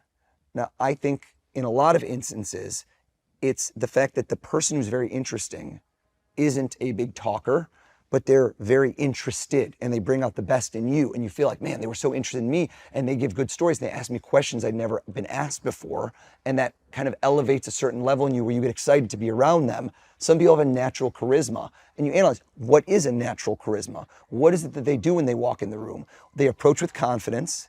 They typically approach not a direct thing. So another thing that is very important, body posture, body positioning, and how you walk up to somebody you don't know instantly puts you at ease or makes you feel ill at ease and like they're intruding your space. If somebody walks up to you too close, whoa, bro, what are you doing? Chill out. If somebody approaches you quickly and they're talking and they're not slowing down and you don't know when they're gonna leave, then you start getting this feeling of, oh God, am I stuck in this conversation for a while? Versus, and I learned this doing restaurants when I was a kid, if I walk up to you at an angle and it looks like I'm 1 foot in, 1 foot out, and you're seeing one of my eyes, which is again, the way animals react, instead of head on, which scares them, but at a sideways. And if I give you a time constraint, which is, oh, great to meet you. And for me, performing magic, people might not want me there. They don't know who I am, especially at a restaurant where you're having dinner and you're like, who is this kid? And I was 14 and do I have to tip him? Oh my God, do I have any cash on me? All of these things go through your mind. So I have to take away those layers of resistance. And I learned early on what I could do in those moments that applies to everything in life. It's not just about the performance, it's life skills. And I think those life skills translate very effectively into habits for success, no matter what you do. It seems like you are, I mean, to simplify, extremely perceptive about other people. Like you're picking up cues that maybe to you seem like they could be picked up by a lot of people, but your ability, at least the way you're describing it, to read people really, really quickly is astounding. And I'll say, on a much smaller level, I actually did, when I was in the SEAL teams, I did a lot of the speaking with locals. Basically, we'd be on target, and then at the end of whatever conflict we were in, there'd be an opportunity to speak to people that were in whatever village we were in Afghanistan. And truthfully, you're basically talking to the men, and you're trying to discern if they were just shooting at you or they weren't. And it's really hard to tell. And a lot of times, even with the interpreter, a conversation's not going to get you there. No. You're really just trying to gauge how they view me. Intuition and instinct go a long way, right? If you have a gut feeling, you have to trust it. Then try to verify it. But if you get that gut feeling and you ignore it, like, you know, that like tickling of like, this doesn't feel right, I'm sure in your situation, that's life or death. Yeah, I mean, this was like relatively safe, you know, Yeah. so we're safe at this point. But a lot of times I would pick up very quickly if someone was just positioning themselves in a sort of adversarial way. Like, I'm sure, I'm speaking to the guy who knows this stuff, Yeah. but there's a way you stand if you're almost sort of seeking a level of conflict with the person you're with. Right. If you're deferential, you're sort of positioning yourself in such a way. But like, I'm coming into the room, I'm decked out in like special operations gear, we've just secured the target, and I'm talking to you. And if you're gonna stand toe to toe with me Right. and like look me square in the eyes, pretty much immediately I'm like, well, this is a combatant. Right. You know, whereas other people, they're like, maybe they're scared or whatever, but it usually comes off very quickly. And then the conversation, to be honest, it wound up being like irrelevant. It's the first like 3 seconds that I'm with somebody. And so for you, I mean, I have no idea if that relates, but are you like reading people and that's basically your tell? Or are you constantly evaluating people, whether it's during a performance or not, like in your life? Yes. Are you constantly evaluating? Like, how does that work for you? So thankfully the stakes are much lower for me. So I don't ever want to put myself on the category of a Navy SEAL defending our country. It's like what I'm doing is entertaining people. Sure. And the skills don't generalize. So the next part is people just say, well, if you're this good, why aren't you just winning millions of dollars playing poker? Oh, why aren't interesting. you like catching, you know, killers? So it's because, again, this is under the guise of entertainment and the skills don't generalize. Very clear cut. Guessing, I'll give a great example. I'm gonna do this in a moment. But if I were to ask at the table and we're playing poker, Yep. just look at why don't you know the cards right? Because I have a series of things that I do, procedures, to narrow the options down and figure out what you thought of that involve me being in charge. Interesting. Watch this. Let's just play a fun game. Okay. Picture now a card trick. Right now, if I had a deck of cards, and I don't even have one, I could probably get one out of a bag. And you don't have a deck of cards. A deck of cards. Right? You've never seen a deck of cards today, have you? No. No. So when I was a magician, we'd have to have a deck of cards right now. And I would do the old pick one card, Sure. and you'd put it back and I'd find it. Right. But I don't have a deck of cards. So let's just pantomime this because mentalism is about thoughts. I give you an invisible deck. Okay, got it. You mix them up. John, Okay. shuffle them up. Let's see the skills. Okay? And now All right. you take those cards, and I want you to do this. I want you to spread them out in front of you. And spreading them out in front of you means you can see all 52. Yep. And you can make a conscious decision, which some people would say later, well, he somehow influenced you. He used certain words, maybe used certain hand gestures. Something was already planted in your mind Okay. so that you would do my bidding. Okay. So I want to make this even more impossible. Take the cards and close them up again. Give one more shuffle just to be safe. I love it. And now you're going to spread them face down, which means you can't see them. All right. Which means that right now, if I told you to reach down and pick any card, there's no way that you could be influenced because you don't even know which one it is now. I want you to slowly reach down and maybe go to grab one and go, nah, doesn't feel right. And you maybe jump to another one next to it or this one and just grab one card at random. Now, before you turn over, you grab it out. Okay. And are we in agreement? It's absolutely impossible that I could know what you just picked because it's not real. It's an invisible card that you haven't even turned over yet. You don't even know what it is, Yeah. right? Yep. So you drop the rest of the cards away, gone. And now something happens that's interesting. You turn the card over, you look at it, Okay. okay? Okay. Hold it up, and I want you to picture that card right there. Can you see it? Yep. Now watch. I didn't influence this in any way, did I? This is your own choice, 100%. 100%. And I say to you, hearts, diamonds, clubs, spades, there's all the four suits, there's the high cards, the low cards, all of these different cards. And you had said earlier, blackjack, poker, look at that card. Imagine what it looks like. Imagine the jack, queen, and king have more ink because they're very full. They've painted them. Versus, for example, a two only has the two hearts and they go all the way through. And you know what you did? You decided because poker on the back of the box, ace of spades is the card in your hand, isn't it? Yeah. What the hell, dude? That's crazy. Yeah, it's the ace of spades. Ace of spades. Yeah. It's the An ace invisible of deck of cards didn't exist. So that, I know Dude, it seems. That's crazy. Thank you. I changed my mind like 4 times. I could tell you did. I saw that, the shifting and the changing. And you're like, I might go with a different. You were thinking of a different spade, but you said, no, I'm going to go back. That has to do with, Dude, again, that's crazy. That's crazy. I was actively trying to subvert you. That's so I crazy. can't do that at a poker table because I can't just tell the guy in front of me, look at your 2 cards before we get the river, look at me, do this, do that. They're going to be like, screw you, dude. I'm not doing any of this. Get out of my face. Put on the sunglasses, rock and roll. So in my performance, I'm the director. I get to call the shots. Wow.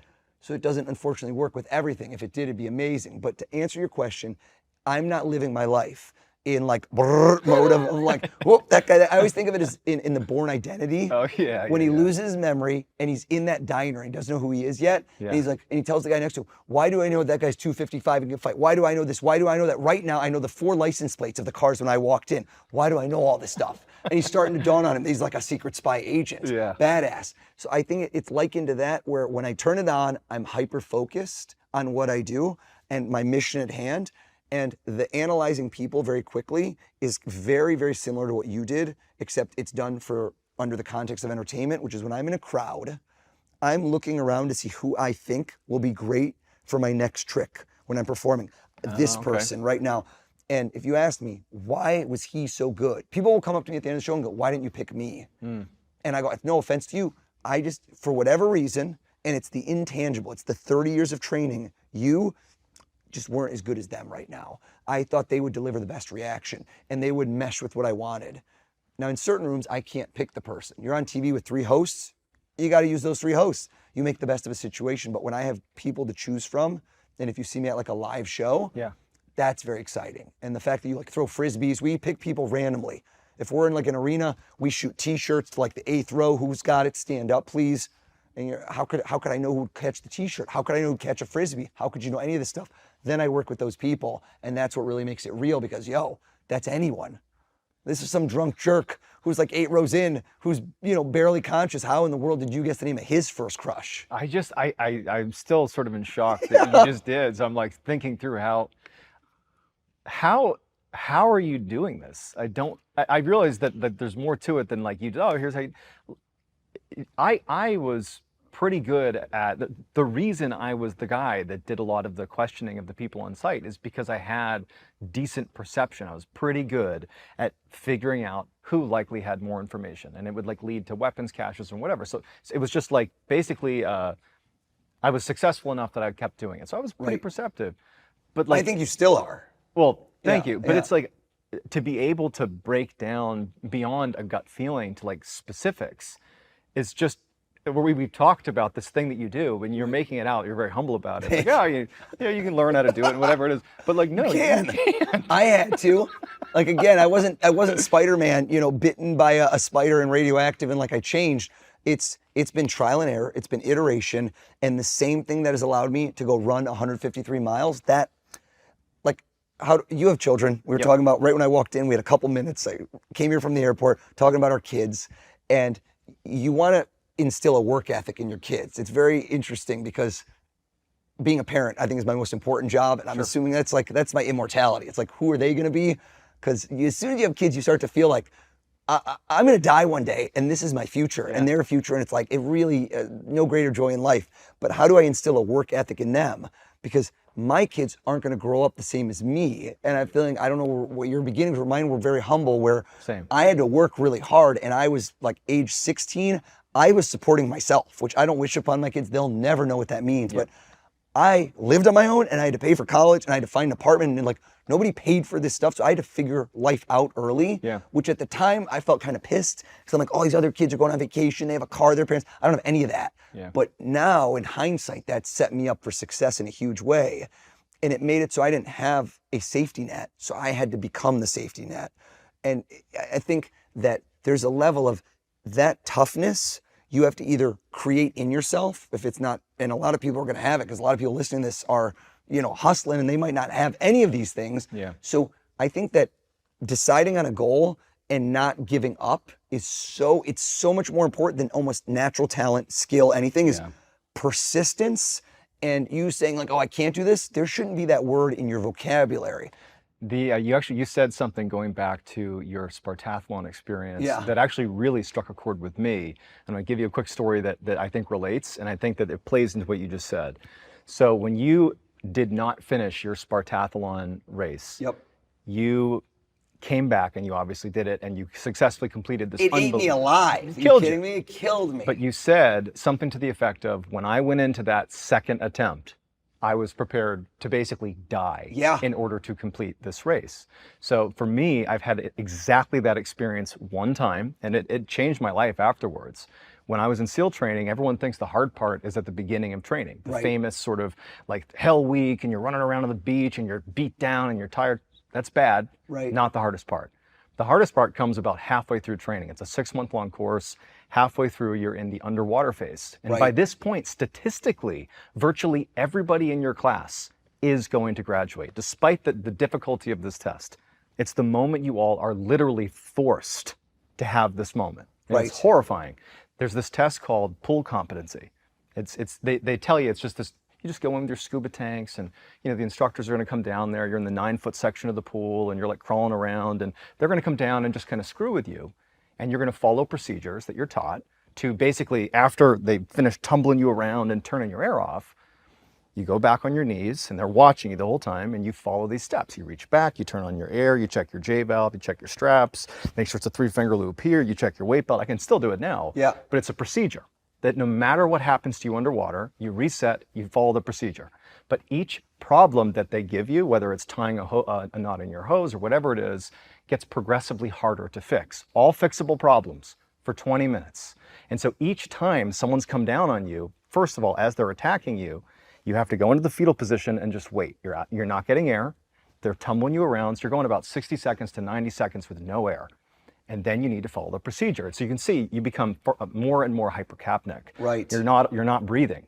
And it's this test of staying calm and following the procedures despite literally being on the precipice of passing out. Right. People call it simulated drowning, this test, and you get 4 attempts at it. And so and one of the things you got to do is you got to stay calm. And so I went in and I'm doing the test, failed it miserably 4 times in a row. Wasn't even Wow. close. Was not even close. Like I actually was the guy that they had to put a pink piece of tape around my ankle, and it wasn't even to humiliate me. I would get so panicked, I would push off the bottom of the pool and go to the surface, but we're breathing mixed gas. And if you do that, you can risk rupturing your lungs with air bubbles. Okay, and so you wow. have to be you have to go up at a certain speed. And so there's like standby divers there to keep me from panicking and rocketing to the surface. And so I failed 4 times in a row. And as a result, I actually got rolled out of the class I was in. The class wow. I was with, all my buddies, and they're like, look, we're going to give you one more shot. You're going to leave this class, go to the next class, and you can try again with that class. And so I go to the next So that class. sets you back 6 months? It actually was just a couple months. They let me Okay. start in second phase. But so I go into the next class. And the thing is the students in this class, they've been through the hell week and everything, and they know I'm a rollback. Yep. And I sort of took on the role of like, I'm going to be a mentor. Like, yeah, I obviously failed pool competence. We're all going to take it here soon. But I really tried hard to be like a mentor. Like, here's what I experienced. I obviously failed it, but let me give you all the insights I can possibly give you. And everyone's looking at me like, oh, John's got it. Like, Yeah. he failed, but he's going to be fine. And so we get to test day, and I failed the first 2 attempts, not out of panic, out Right. of procedural problems. And so I fail on Friday. There's 2 more attempts left, and it's on that Monday. And if I don't pass them, not only will it humiliate me, but I'm dropped from SEAL training. Yeah. That weekend was horrible because I'm thinking about this test. On Monday morning, I got to the pool deck, and I was so nervous all weekend. And I'm sitting on the pool deck. They make you sit with your back to the pool, and they made me go last that day. And I'm hearing the instructors like ripping kids' hoses. You're like air bubbling up off the pool. Kids are like passing out like red line, and medics running over. It's chaos, and you're just sitting there waiting for your turn. And then when it was my turn, I just had this mental shift occur where I was like, holy shit, I'm gonna fucking die in that pool before I fail this test. Yeah. And I got in the water, and it was like calm comes over me. And I begin this test, and it didn't matter how long I went without air. It didn't matter what the problem was. I had fully committed to this concept of I will literally die before I fail this test. Yeah. And I passed, and it was so easy.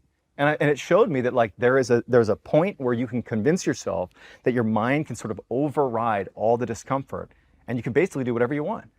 And you described when you went and did the Spartathlon the second time, that feeling of, I will die before I don't finish this race. 100%. And sure enough, you did it. And so do you think that's something everybody can achieve, that level of, I will go full send no matter what? Because I think for you, clearly, you put yourself in pressure situations and you just go for it. Like, I feel like maybe that's something that we have that others don't, or do you think that anyone can tap into that? That's such a tough question because it's so hard to speak for other people. And where mental toughness comes from. And I think you build it up over time. I don't think you're born with it at all. Sure. And it's those failures that reinforce later. Had you gotten it on the first try, where would you be today?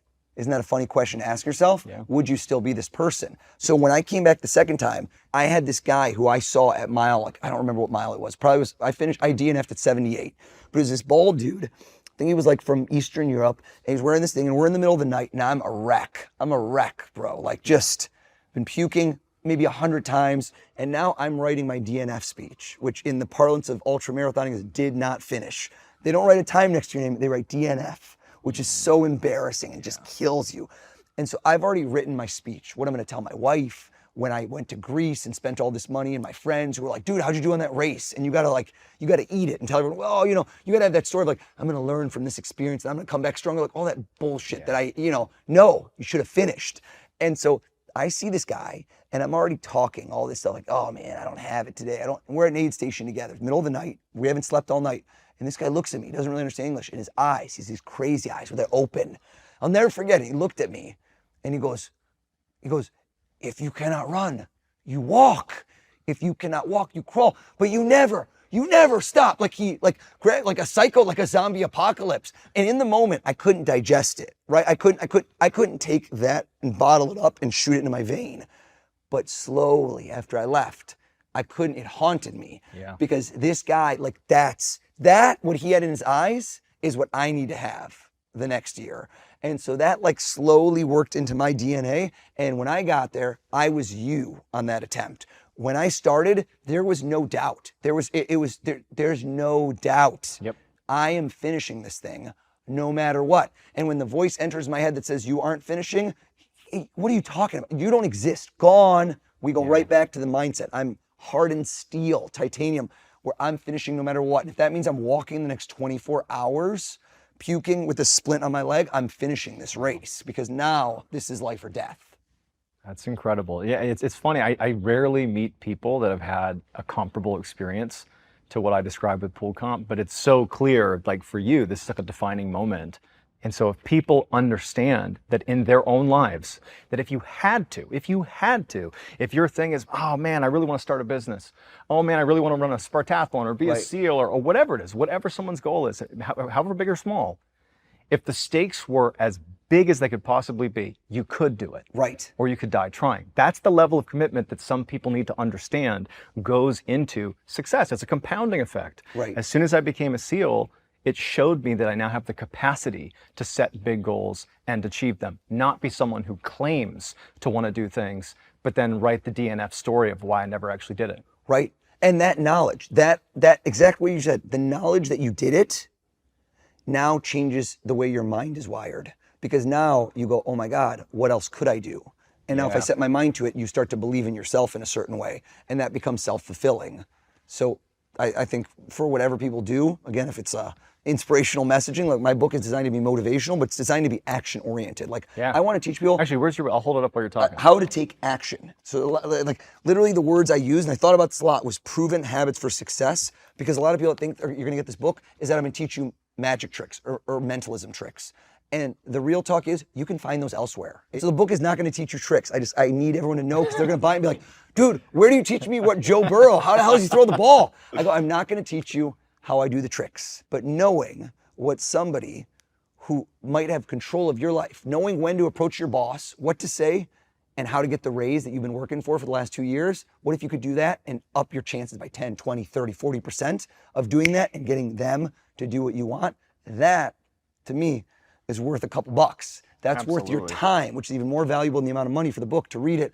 And we got a lot of fun stories baked in there as well from my crazy life. This book really captures the essence of someone who has put themselves in highly stressful situations and persevered, and they've lived a life of basically pretending that everything is a must succeed. And how to basically, harness your mind.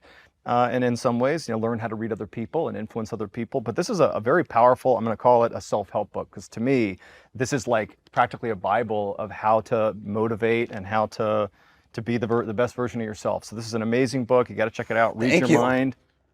Your fellow Navy SEAL, David Goggins, gave me the quote on the top, which says, learn to master the most powerful weapon, your mind, which encapsulates what the entire book is all about, which is your mind controls your success. whatever success is defined for you, which for everyone is different. Maybe it's monetary, maybe it's romantic, maybe it's want to have kids, maybe it's like, I just want to do something I'm not doing now. And how do you get from step A to B to C? And I know that sounds so silly, but in almost every instance, other people are involved in that journey.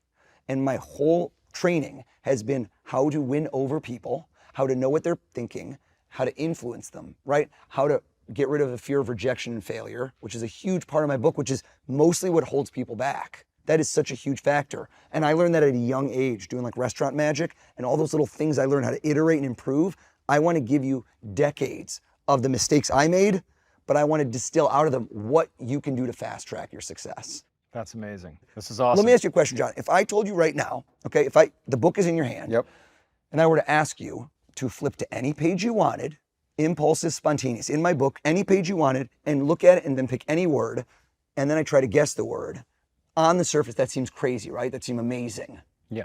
But I'm watching this like somebody at home, and I want to go to the skeptic, not the normal person, but the outlier, the 1 out of 100 who goes, yo, but he wrote the book. I wrote the book.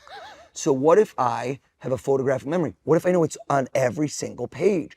And if I could see what page you're on, I could say, right, that could have happened. That's a plausible but very improbable solution.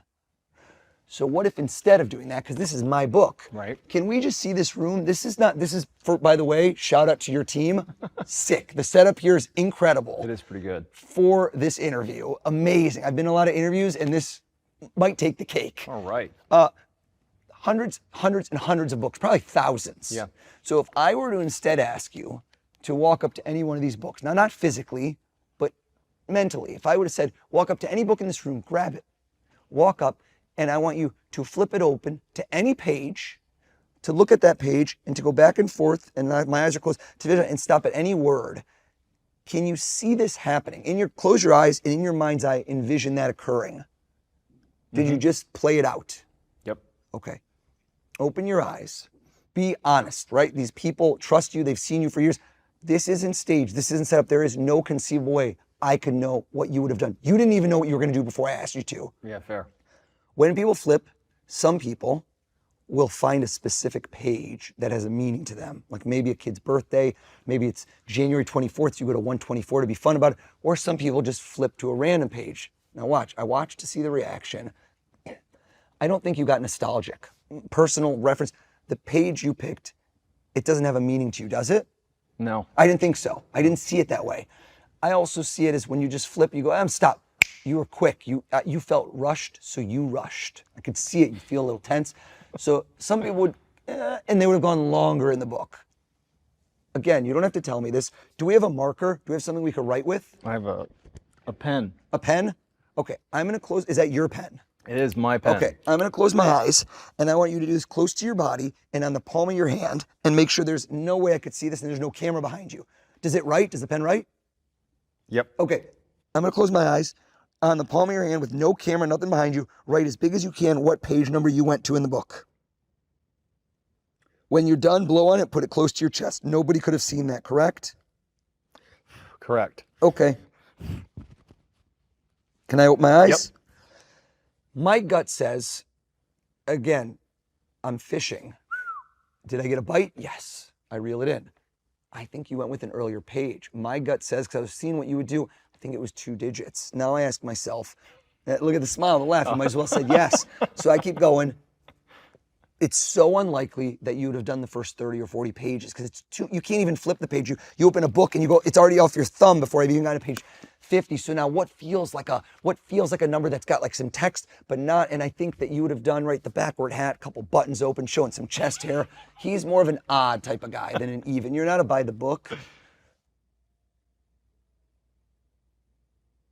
I think you might have thought of the number, chuckled, and been like inappropriate. So you wouldn't have done 69, even though it's so funny. You did 67, didn't you? Can we see your hand? Is the number 67? Yeah. Dude, that's insane. What, dude? How? Any book, any page, but any word is near infinite. I don't want you to write anything. People are going to say he's got a trick hand, he's got a trick pen. This is your stuff. Yeah, don't this write is down legitimate. a thing. Whatever word you saw in your mind in a book, not a real book, you imagine. Throw the pen away. I want you to count without using your fingers, Okay. to count the number of letters to yourself, not out loud in the word you selected, just to yourself. Count it to yourself. Don't say it out loud at the end. Some people, right when they get it, they say it. All right. No, maybe. I have to double check. Hold on. Oh, don't even say that. Now you gave so much away. The double check is always an indicator of a longer word. No one double checks a word. Open your eyes. Okay. No one double checks a word that's 5 letters or less. No one. So now we know it's longer. Also, you probably would have done a longer word. Nobody does and, the, he, she, if. No. Under this level of pressure, no way. We're balling, baby. I think he did a longer word. I think this place, it's got this ambiance of like gravity. And you know, some of these books are probably hundreds of years old. Okay, think of the word. You counted twice. Most people, when they count the second time, they realize they got it wrong, and they realize, oh crap, I counted wrong the first time, and you did that. But they usually count longer and then shorter, and that's what you did. And my gut says you were like, no, it's not. You thought it was 9, but it's actually 8 letters, isn't it? Yeah. That's what happened in your mind. That's not even. And imagine that you write down the word. You're not going to write a thing. Okay. I want this to be all in your mind. You write down 8 letters, like hangman. Yep. You reach over, and you just go back and forth, and you don't know why, but you stop on one letter and you circle that one letter. You circle one letter somewhere in the word. Got it. Did you do it? In the word is how I cue you. When I say that, almost nobody does the first letter. The first letter will give away the rest of the word for a lot of people. And then also in makes it feel like it should be in between. You didn't do the first letter, did you? No, see, I was trying to guide you. And then a lot of people will avoid the vowels because we know there's vowels. You didn't do a vowel, did you? So again, we're going down that path. And now you jump back and forth. You're like, do I do this one? And my gut said you were about to do a letter, but and you jumped over. The letter you're thinking of, no, I don't think, it's not in the word more than once, is it? It is. It is, right? It is because you jump between the two of them. But yeah. And what's weird is the first letter you were about to circle, but you didn't. You were going to do a T, and you didn't. You're thinking of an S, aren't you? Yes. Swear to them. There's no setup here. This is not staged. If you wrote this is going to be literally, we have a book, a room with hundreds of books, thousands of books. You imagine in your mind picking one up, opening it up, and going to any word. Close your eyes. Can you cover them with your hand, please? I want to show them at home because people will say later that I changed what I wrote somehow. All right. His eyes are covered. Can we see this from any camera or no? Have we seen one? Open your eyes. What are you picturing in your mind? You flipped an invisible book to page 67. You saw hundreds of words. You stopped. One of them jumped out at you. What was that word? Chastise. Chastise. Hell, dude. That's such a random word. That's crazy. This is not staged. This is crazy. That's crazy. I picked that because that's the most bizarre word I could think of. That's crazy, man. I don't even know what to say. I'm like looking at other people. Like I don't even know what I'm supposed to do. That is, I gotta be honest. I don't even know what to say. I'm shocked. I knew you probably would be able to do this, but this is not set up. But he walked in, and within 2 minutes we were filming. This is, I'm blown away. Create memorable moments that people take and the stories they tell. And you could chastise me, but you got a story that's going to live in your brain for a while. That's my goal. Is I just put a splinter in your brain. Oh my that you're going to try to pick out for years and be like, how did he know? And I wasn't even going to do page 67. I did that at the last minute. I changed. That is so wild. What was like your first time doing this? Like your first big moment of big trick with a big audience, and you nailed it. So I think certain things in life can't be bought, but have to be earned. Sure. The same way when you're in SEALs training, there's no check you can write to get that, right? So certain things in life you really have to earn. And so when I did that show, America's Got Talent, yeah, I never expected to go as far as I did. I was truly, this isn't like, oh, this false humility. Every round I was in, I gave it my all, and I didn't think what I'm going to do next. It's just like when I hear wide receivers who at tight ends, when they say, what do you focus on when the ball gets thrown your way? Catching it. You do not think of what you're going to do after you catch the ball or you drop the ball. And so my mindset every single time was this, I'm going to just do everything I can in this round, kill it, and that's it. I never saw, and then, there was no and then. which I think is a powerful thing to do, because as soon as you start thinking and then, you start getting hung up and you drop the ball. So where do I go with this? Every round, at the end of it, it was the highs and lows were insane. Because the highs were like, I just made it through. The lows were like, oh crap, I didn't plan what I'm going to do next round, which might be in a week or two. It's got to be better than this. So it was like these two mixed emotions. So when I got to the finale, this was like the heyday of the show in linear TV, which now people are like, TV, where do I watch TV? Online? This is when like 15 million people would tune in live. Radio City Music Hall, live. That means I am on a stage, Radio City Music, there's 6,000 people in the audience, and this is airing to everyone live, which means if you screw up, ain't no safety net. You don't get caught. You don't go to go, cut, cut, cut, it's not going right. So if chastise isn't the word, if you didn't think of the letter S, if none of those things happened, I can't get out of it. Oh so my gosh, finale, that's intense. That was one of those moments that was life-changing. Yeah, I believe it. Yeah. I believe it. So you've accomplished so much, and you clearly are somebody that is taking big swings, like you've said. Do you have any sort of like bucket list life items that still are like, I really want to accomplish that at some point? It's funny you think that, because I think I'm just starting. So like in my mind, I'm so forward facing, and it's something I tell myself on a regular basis to like live in the moment, because it's always like, what's the next thing? What's the next thing? And that's a problem in life, because when you do earn certain things or have like pinch me moments, I have pinch me moments where I'm like in the room with Steven Spielberg or LeBron, and like you just have this moment of like, dude, just think back to you 20 years ago. If you could go in a time machine, meet yourself, like Marty McFly, and be like, you're not going to believe what you're going to do in 10 years or 20 years. But there's a lot of things.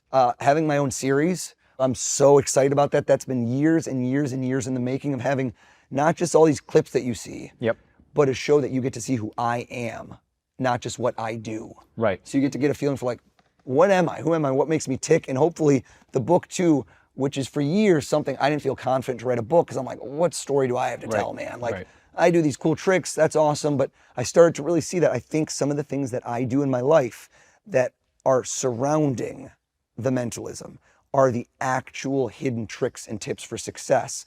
This whole thing, mentalism, is very fresh and new. It's been around for 100+ years, but I think people are just getting this awareness of it. And it's because of the sports teams, it's because of these things, but they're starting to see like, let me ask you a question, John. If I told you right now to walk up to any one of these books, now not physically, but mentally, and I want you to flip it open to any page, to look at that page, and to go back and forth and stop at any word, can you see this happening? Close your eyes, and in your mind's eye, envision that occurring. I want to show them at home, because people will say later that I changed what I wrote somehow. All right. Open your eyes. What was that word? Hell, dude. This is not staged. This is crazy. I'm blown away. All right, welcome back to Storytime with Mr. Ballin. This was such a hit on the last episode with Tom Segura that we decided we would do more. And today's guest, I got to be honest, they're going to blow your mind. Seriously, I went into this experience sort of skeptical. I mean, the things this person does are sort of impossible. I mean, he goes in front of these audiences, which include huge celebrities and professional sports teams, and effectively reads their minds. He certainly blows their minds. And he does it under so much pressure, and he nails it every time. And so we asked him on the show. He's got some amazing stories, and he also truly I have something written on my hand right now that has to do with one of the tricks that he pulled on me, and it's just, I can't believe how this episode went. So really stick around. He's an amazing guy and just a master of his craft.